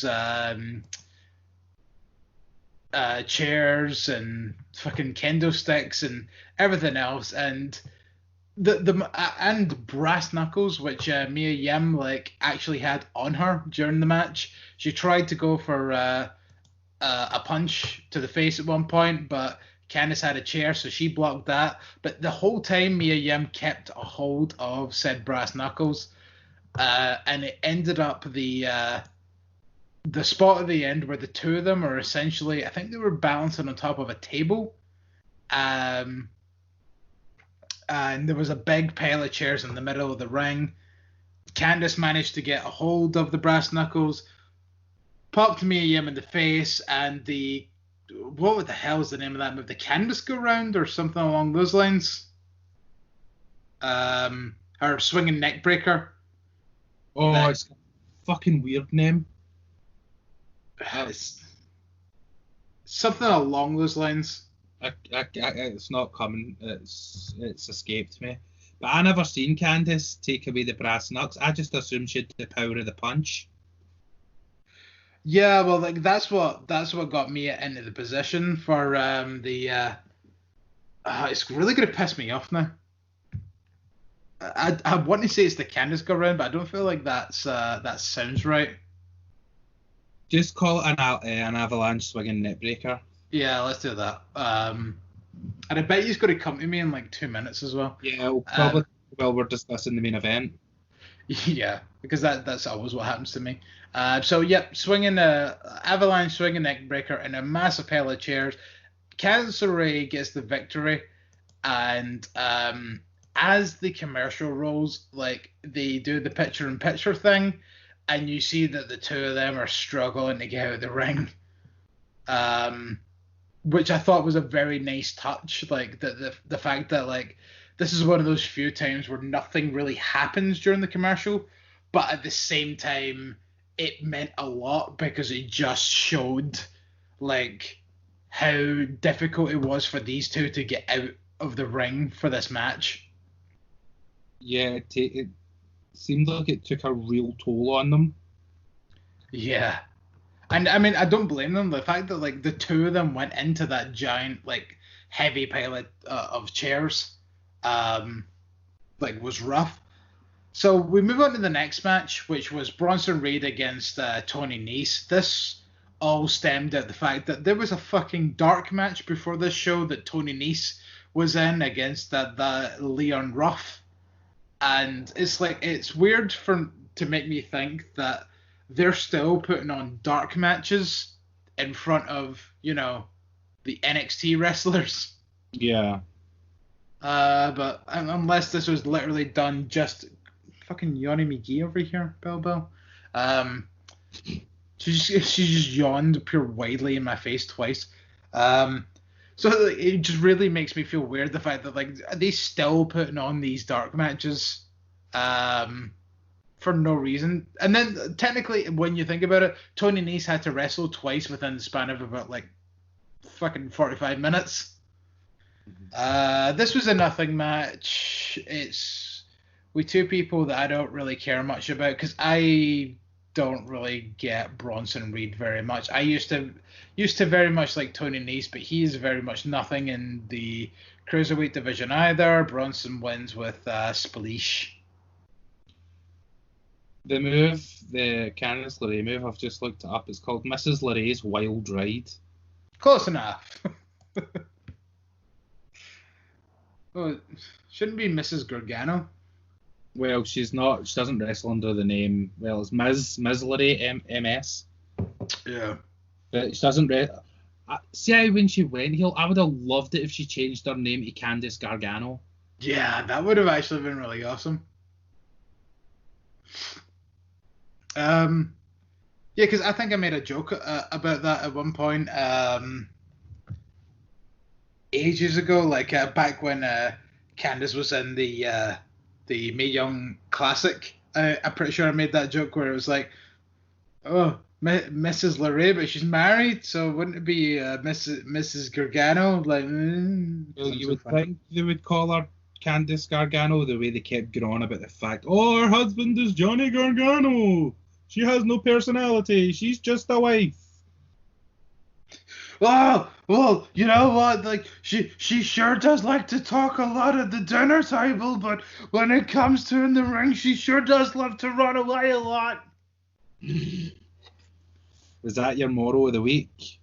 No, my moral of the week comes after the main event. So backstage we had Aaliyah and Robert Stone trying to recruit Shotzi Blackheart to the Robert Stone brand. She says no. Robert Stone gets really angry, throws his coffee over his shoulder, and then everyone's like, uh-oh. And he's like, what do you mean, uh-oh? Turns around, Killian Dane walks up with clearly no water of any kind whatsoever on him, but has to imply that he's covered in coffee, and then attacks Robert Stone. Oh no. But then, to make matters worse, then Shotzi Blackheart drives over his leg with her tank. She's going to get suspended. That's a felony. That is a felony. She ran over a fucking person. That's attempted murder. She ran him over with a tank. Like, and the way that he screamed, like his scream was so genuine. It's like, yeah, because that tank, like, does not look like the lightest thing in the world. Like, I would imagine there is genuinely a slight bit of genuine pain from that. I could imagine that it's not exactly a fucking Little Tykes plastic car. I mean, think about it. It's enough to, like, I'm not saying anything about Shotzi's weight, but the tank's enough to support an adult's weight. Well, that's what I was about to say. It's like, on top of you. Yeah, like, Shotzi is a very tiny woman, but she is still, like, you know, a grown woman. Like, yeah. a grown woman on her own, standing on, like, your leg would not be comfortable, but never mind the fact that on top of that is also the added weight of this tank that clearly has a motor in it at the very least. So that's going to be fairly heavy. Yeah, it's going to suck. But he took it like a trooper, and then Shotzi put up the photo of the tank over his leg and him screaming. It's like, this is my new favourite photo on her Instagram. She's a fucking bully. She's a sexy bully.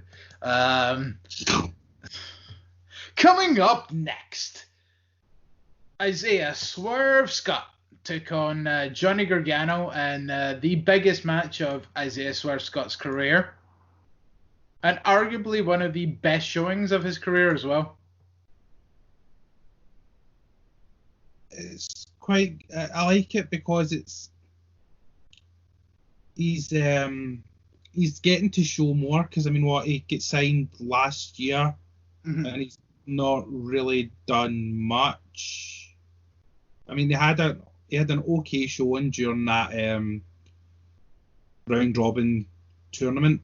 Yeah, but then he got screwed out of it. He didn't exactly set the world on fire either. So hopefully this match is sort of like the ignition for him to move on to bigger and better things. Yeah, kind of the launching pad. Yeah, I For him, yeah, and I'd also like to see Kushida in the same vein, because to me he's just nothing. Yeah, you mentioned Kushida. He has not been seen in a good couple of weeks now. I've not seen him for fucking months. I mean, he was in the final of that Cruiserweight tournament thing, and then he's not been on NXT since. Right, look at it this way, Griz, right? How big of a star is Kushida, just with a general wrestling fan that has knowledge, right? I feel like Kushida is one of those like Kushida, Okada, Nakamura, maybe Tanahashi. I'd say arguably are like the four people that you would have known from New Japan, like even back when all four were in New Japan, like they would have been the four that you would have heard of. Yeah. Outside of Gaijins, obviously. So why hasn't Kushida been on a takeover? Yeah, I know. Good question. I think why isn't Kushida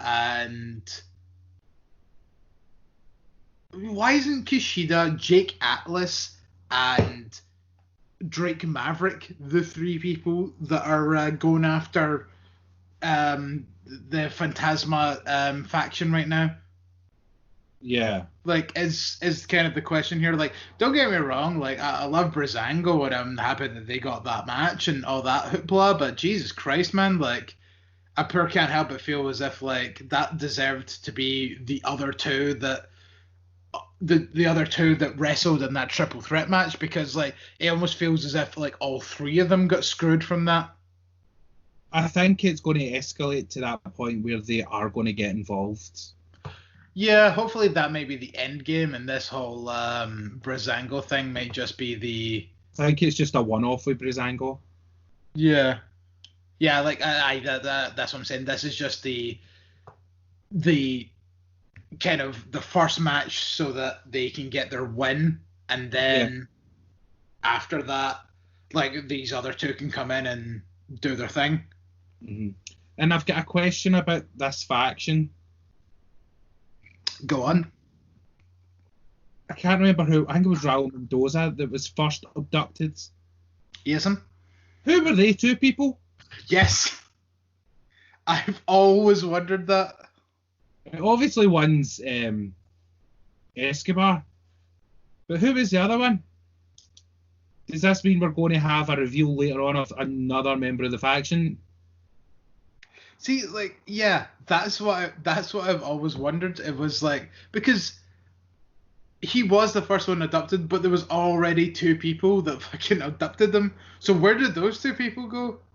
Like, if you want to assume that one of them was Escobar, then fair enough. But the fact that like I don't even think he was signed when this thing started to happen, this sort of storyline. No, it was signed, but it was in developmental. Right. It was learning the WWE way. Yeah. Well, for people at home that don't know the WWE way and how difficult it is for a luchador to learn that, why don't you go into just a very, very brief bit of detail about like maybe Sin Cara and how difficult it was for someone like him to learn how to do that? Well, in the case of Sin Cara, the original Sin Cara, he spoke no English, so he basically had to work a long program with Chavo to try and acclimate himself, and that was without developmental. But you basically have to go there and forget everything you've learned, and it must be so aggravating for someone that's so well known and so well respected for their wrestling, and have been signed because of the way that they wrestle, to then have to go kid on they don't know anything and start from scratch to try and get rid of bad habits, which to me aren't bad habits, it's characteristics. So basically the reason you're hiring this person is because of the way they wrestle. So it just seems a bit stupid that you're then saying, we've hired you for this reason, but we don't want you to wrestle like that anymore. So it's kind of stupid, and to me doesn't make sense. So normally people would then go to once they're signed, they will then go to the performance centre to relearn everything that they already know, but lose their wee quirks and their wee things that make them special and got them hired in the first place. Sometimes you get hired off your talents, and then they take all that talent off of you, and it's like, right, wrestle our way now, and it's like, well, it defeats the purpose. Like you're essentially at that point just getting hired off your name. Yeah. And sometimes you don't even get to fucking keep your name. I know that it happens with young lions, like in the case of Gabriel Kidd. He wrestled in Britain for 8 years, and then he had to go to the dojo and basically relearn everything. But yeah, that's just, it's the way that they wrestle over there. It's not just a company standpoint on it. That's just the way that whole country views their wrestling. Yeah. So to appeal to that audience. I mean, like, I get it to an extent, and not to dwell on this too much, but like, I mean, at least in terms of that, like, you know, like, at least he would know like a lot of stuff that he needs to do in advance, like, even if it is just like tweaking it slightly to change it to the more Japanese style. But I feel like if you've learned something for like, and as you say, he's wrestled for 8 years in the UK, it probably didn't take him that long to kind of switch it up and everything. It might just be maybe a bit more to just kind of prevent from force of habit more than anything. Yeah. But I mean, like, it goes to show, like, it seems as if he's been brought up kind of quickly, Gabriel Kidd, into New Japan as a young lion, and I wouldn't be surprised if he's very quickly brought up and then like gets to graduate and then, you know, get a gimmick similar to like David Finlay or whatever, and then maybe go off on an excursion again. Or I don't know if you count wrestling in the UK for 8 years as excursion already. Well, you kind of need to go out and use the tools that they've gave you for excursion. Yeah, right. Or you do a Carol Fredericks and you skip excursion. Yeah, and that's a thing that I feel like Gabriel Kidd should be allowed to do. But I mean, we've talked enough about New Japan for one day. Maybe we can pick this up later. Just using it as an example to further my point. Yeah, no, but like I feel like I'm more digging us back into this hole more so than you. Definitely, we're turning Japanese. Yeah. Which is something I should probably talk to you. Maybe not tonight, but maybe a thought for another day.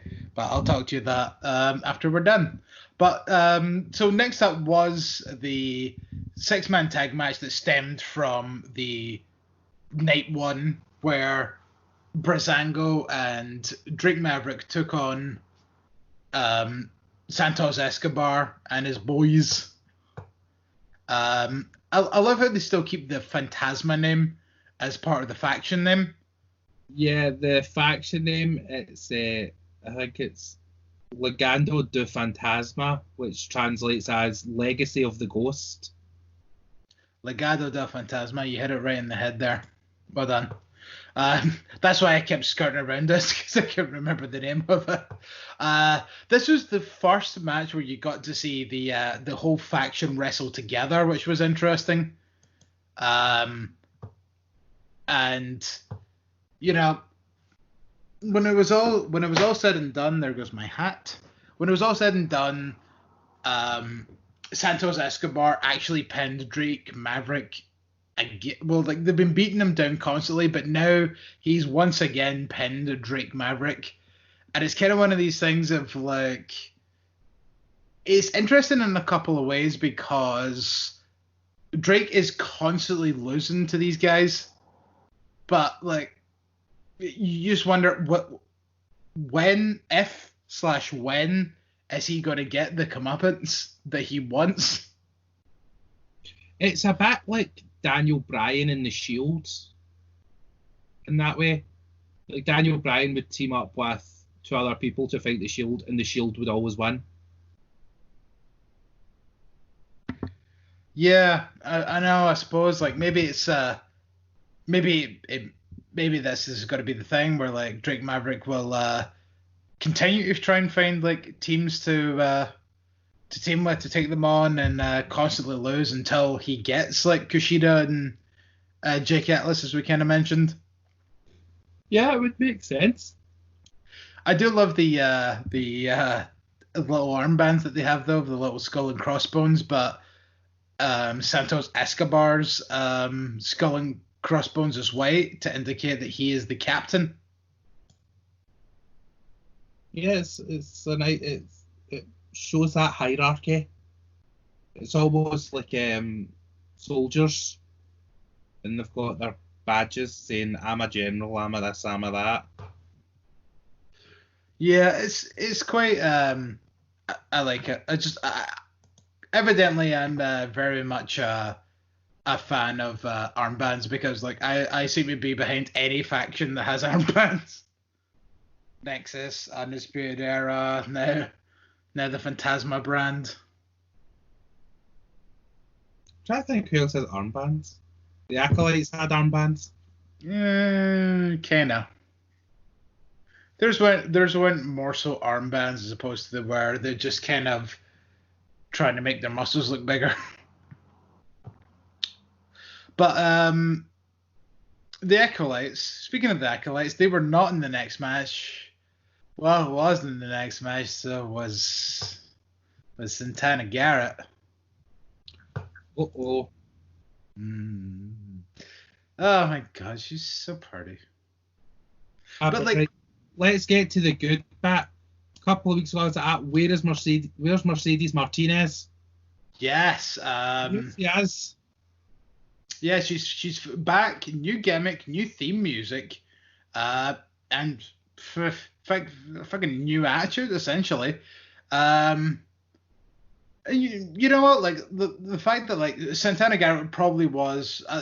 There's a lot of people that kind of like shit on her saying that she's not really that great of a wrestler. I don't really think she's that bad, but I mean, she doesn't light the world on fire. Like, don't get me wrong. Like, maybe I may be a bit more biased because, you know, she's important to look at. Yeah, but like the thing that always gets me about Santana Garrett is like, I know that she's incredibly attractive, but sometimes like she is like. She's one of the more forgettable wrestlers, so like I forget about her for weeks on end. Then she shows up and then I go, "Oh my god, she's incredibly attractive." And then she won't appear for another couple of weeks. Then I'll forget about her. Is she signed to WWE? She is now, yes. Yeah, she used to do like kind of like what Deonna Purrazzo used to do, where like she used to just appear for. Do the one shots? Yeah, the one shots, but she's definitely like officially signed now. But as we said, it's like Martinez comes out. She's got the new fucking ring gear and everything. She everything's new about her.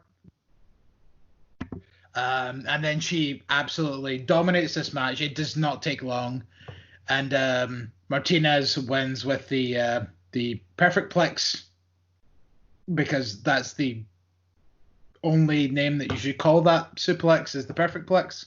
Not the fisherman suplex. No, the perfect plex. When I was younger, playing WrestleMania 2000 on N64, that was Ken Shamrock's standing finisher. So I used to just call it the Kenplex. Well, I don't ever remember him actually ever using that. I think he used it, but it wasn't a finisher. Because his finisher was always the ankle lock. Mm-hmm.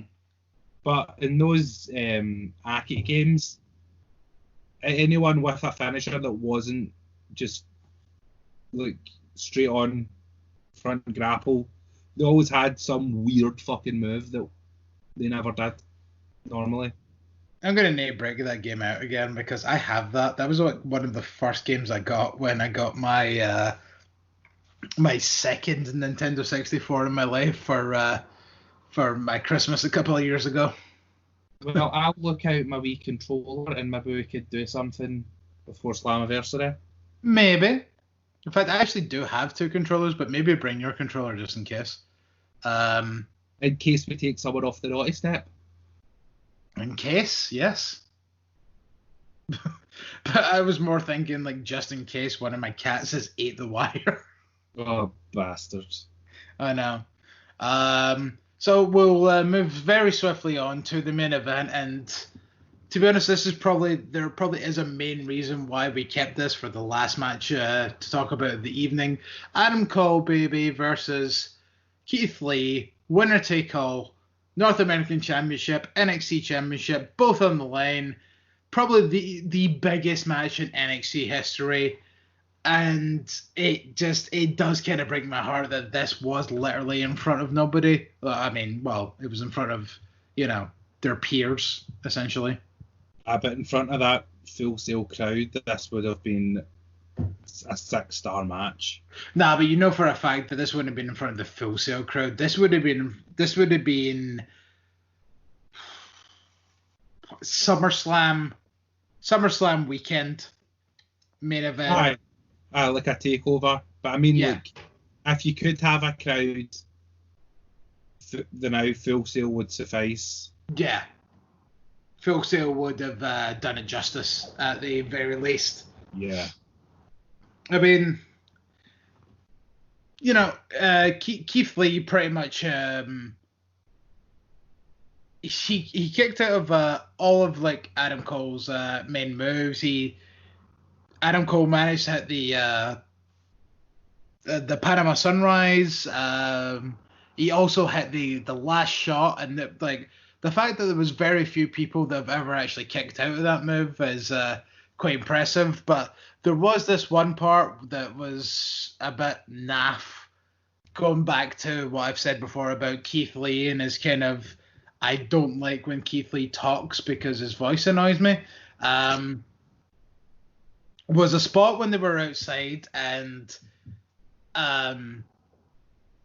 Cole was on the floor, and then he goes, "Do you remember Johnny Gargano?" And then he turns around at the camera and goes, "Do you remember Johnny Gargano?" And then he runs at the plexiglass, and Adam Cole moves, and Keith Lee runs head first out of the plexiglass. It's like, yes, I remember Johnny Gargano. Remember, that was like fucking 3 weeks ago. They need to stop with the plexiglass. It's there for a fucking reason. I know, and they keep breaking it, or they keep having wrestlers go behind it. Yeah, like you have it, and then to protect the people in ring from the people around the ring. And yet you get the fucking street profits dancing and touching people. And then you're wrecking the fucking plexiglass. Just then on Raw, either have it or don't. And then on Raw this week there was Nikki Cross was on commentary during the Asuka Bayley match, and then she got thrown out. And then after that, she was behind the plexiglass banging it, which distracted Bayley and then helped Asuka pick up the win. And then also to go back to even just earlier on in this show when I was talking about that Tony Nese match where he was against Leon Ruff, Bronson Reed was behind the plexiglass in that match and then came round the plexiglass to try and jump Tony Nese. So he literally walked around from one side of the plexiglass to the other, and then later on that night wrestled him. Suppose like Bronson Reed was standing next to some guy with fucking COVID, and then wrestled Tony Nese and just gave it to him. Yep, that's the it's a fucking big problem. Yeah. So the match finally ends. Like this was a long one, and it was a good one, but like obviously we are nearly 4 hours into this fucking show. Keith Lee finally hits the big one, and Keith Lee is a double champion. It's not the ending that I would have personally wanted. But that's just me as an avid Adam Cole fan. But you know what? fucking fair dues. They have built Keith Lee up something awful since like Survivor Series, and I feel like this is a pretty good way forward. Yeah, the ending for me was perfect because I'm not taking Adam Cole or Keith Lee into account for this. Mm-hmm. Camera peers back, and Karrion Kross and Scarlett are watching. They've been watching the whole time. That camera angle. The way that they pulled back was fucking awesome. Yeah, it was like the way that they set up this pyro in the middle of the ring with the confetti and all that, and then they panned back and these two were just in the darkness, just like I'm evil. Do you get it? I'm evil. I'm so evil. Karrion Kross is going to be the next NXT champion, and it won't be very long before he is. Yes, please. Please and thank you. We're not going to bask in his glory because he's going to fall and pray. Oh. I think that might need to be the fucking name of the show. Yeah, so look, I mean, like, you say that, but, you know, it's not the first time that, like, someone's held the NXT title for a short period of time. In fact, there's been at least 3. I would 2. Samoa Joe held the belt for about 2 weeks during his second reign. I know, I'm talking about just first reigns. Okay, and then there was Sami Zayn that held it for about a month. Gargano held it for about a month. Yeah, and then everyone else has had like at least 2, 3, 4 months with the belt. Yeah. I think Drew didn't have long with it. Drew had like 3-ish months, I'm pretty sure, but even then, not that long. He won it in August and lost it in November. So about, yeah, August, September. Yeah, that's about 3 months. Yeah. And then there was also the Shinsuke Samoa Joe debacle where Shinsuke beat Joe, then Joe beat Shinsuke, then Shinsuke beat Joe like 2 weeks later in Japan, and then Shinsuke then lost that belt like about a month or 2 later. To Robert, right? Yeah. Then Bobby held it for a while, so. God, it's weird to say that Bobby Roode was NXT champion for like 6 months when like he can barely get on television now. He's doing what Kyle O'Reilly's doing there in Canada. Yeah, but Kyle O'Reilly's been back for weeks. Yeah, but he's not wrestled or anything.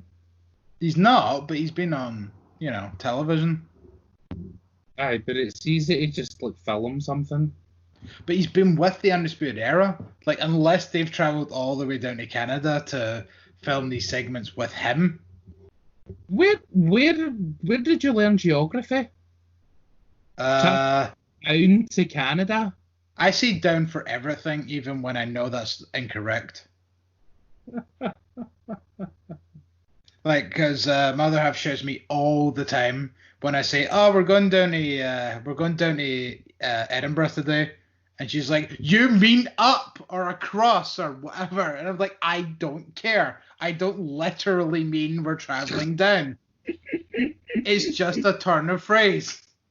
Oh, I think I found a sore spot there for you. It's just a turn of phrase. Like, when I say that I'm going down to fucking Chris's house, it's like, I don't mean that I'm going downwards from where I am. I just mean, like, I'm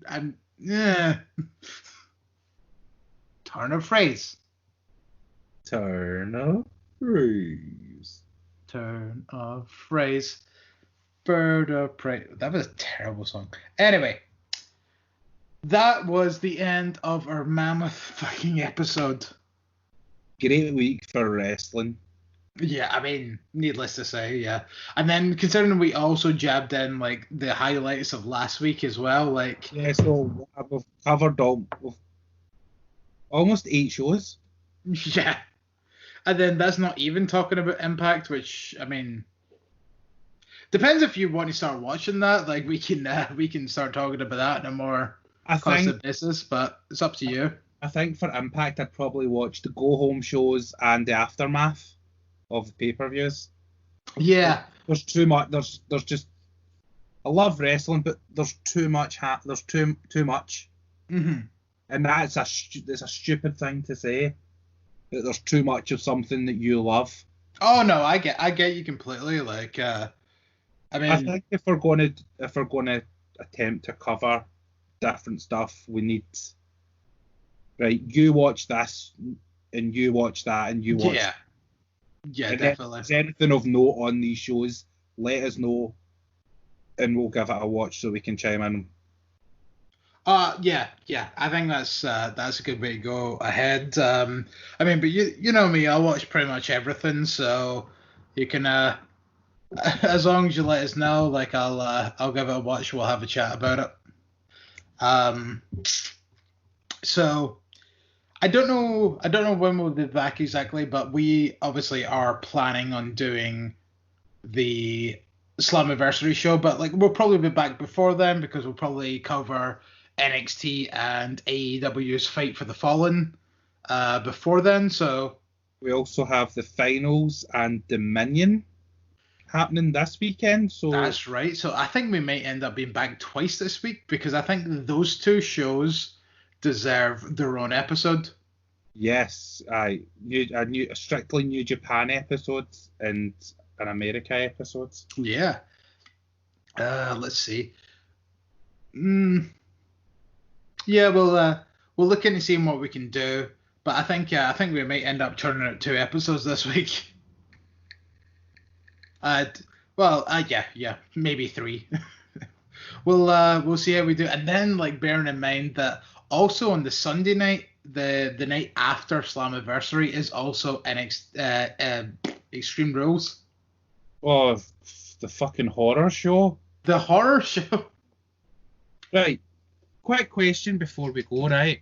Mm-hmm. Vince McMahon claimed that AEW was a blood and guts promotion. Correct? Yeah. So they have a stipulation for one of their matches that someone has to rip someone's fucking eye out? Like, literally rip it out was the stipulation that they put forward. Like, I would understand if it was an I quit match or something like that. But I quit match? But not fucking Kill Bill someone where you fucking rip their eye out. How the fuck is that going to work? It's clearly going to end with whoever it is that needs to win, probably Rey Mysterio, jamming Seth Rollins' eye into the fucking steel step like what happened to him. Right. Well, unless they go really OTT with it and they do a fake fucking Rey Mysterio just going yoink, like as you said, a la Kill Bill. Which is a reference I appreciated so much, by the way. It's, to me, the whole build-up of this Extreme Rules show is fucking ridiculous. Yeah, well, it is pretty dumb, but it's going to be, entertainingly dumb because we also have Braun Strowman and... Sorry, I am tidying up my cans in the background. We are going to also have Bray Wyatt versus Braun Strowman in a swampy kind of fucking cinematic match, I'm going to assume. Well, say if you just left it with the swamp fight, I could be okay with the horror show tagline. Uh-huh. But they're almost getting to the point of parody now with these matches. Eye for an eye, fucking... I can see how you think that. The greatest match ever.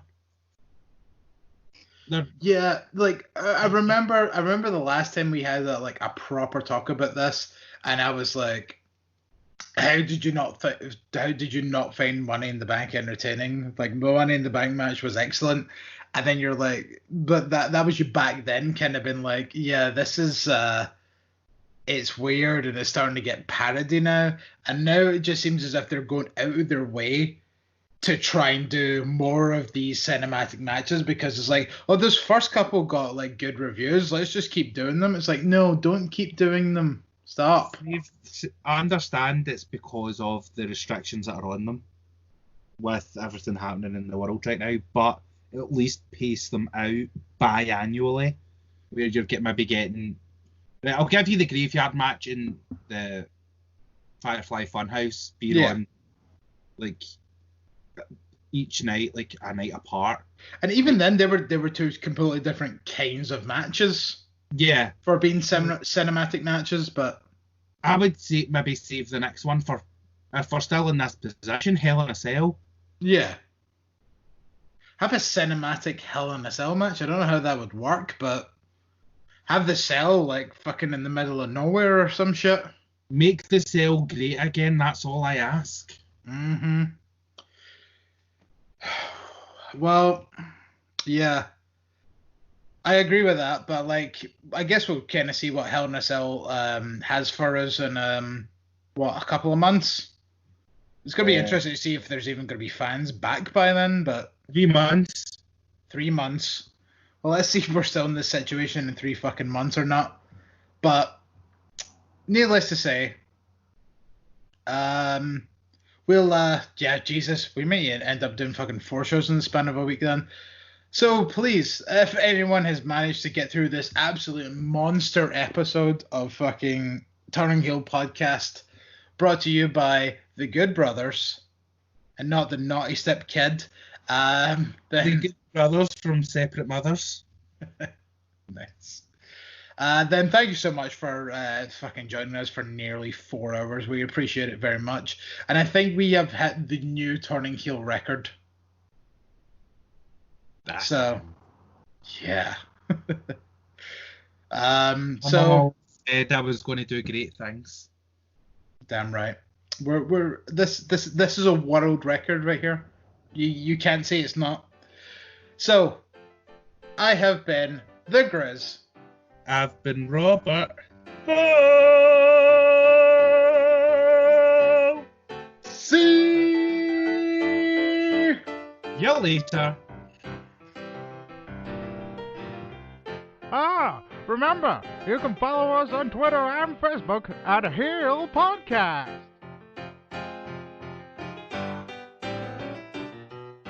And also, don't forget, you can hear our archives on the World Wide Web at heelpodcast.co.uk. Well, that's all, folks. So long.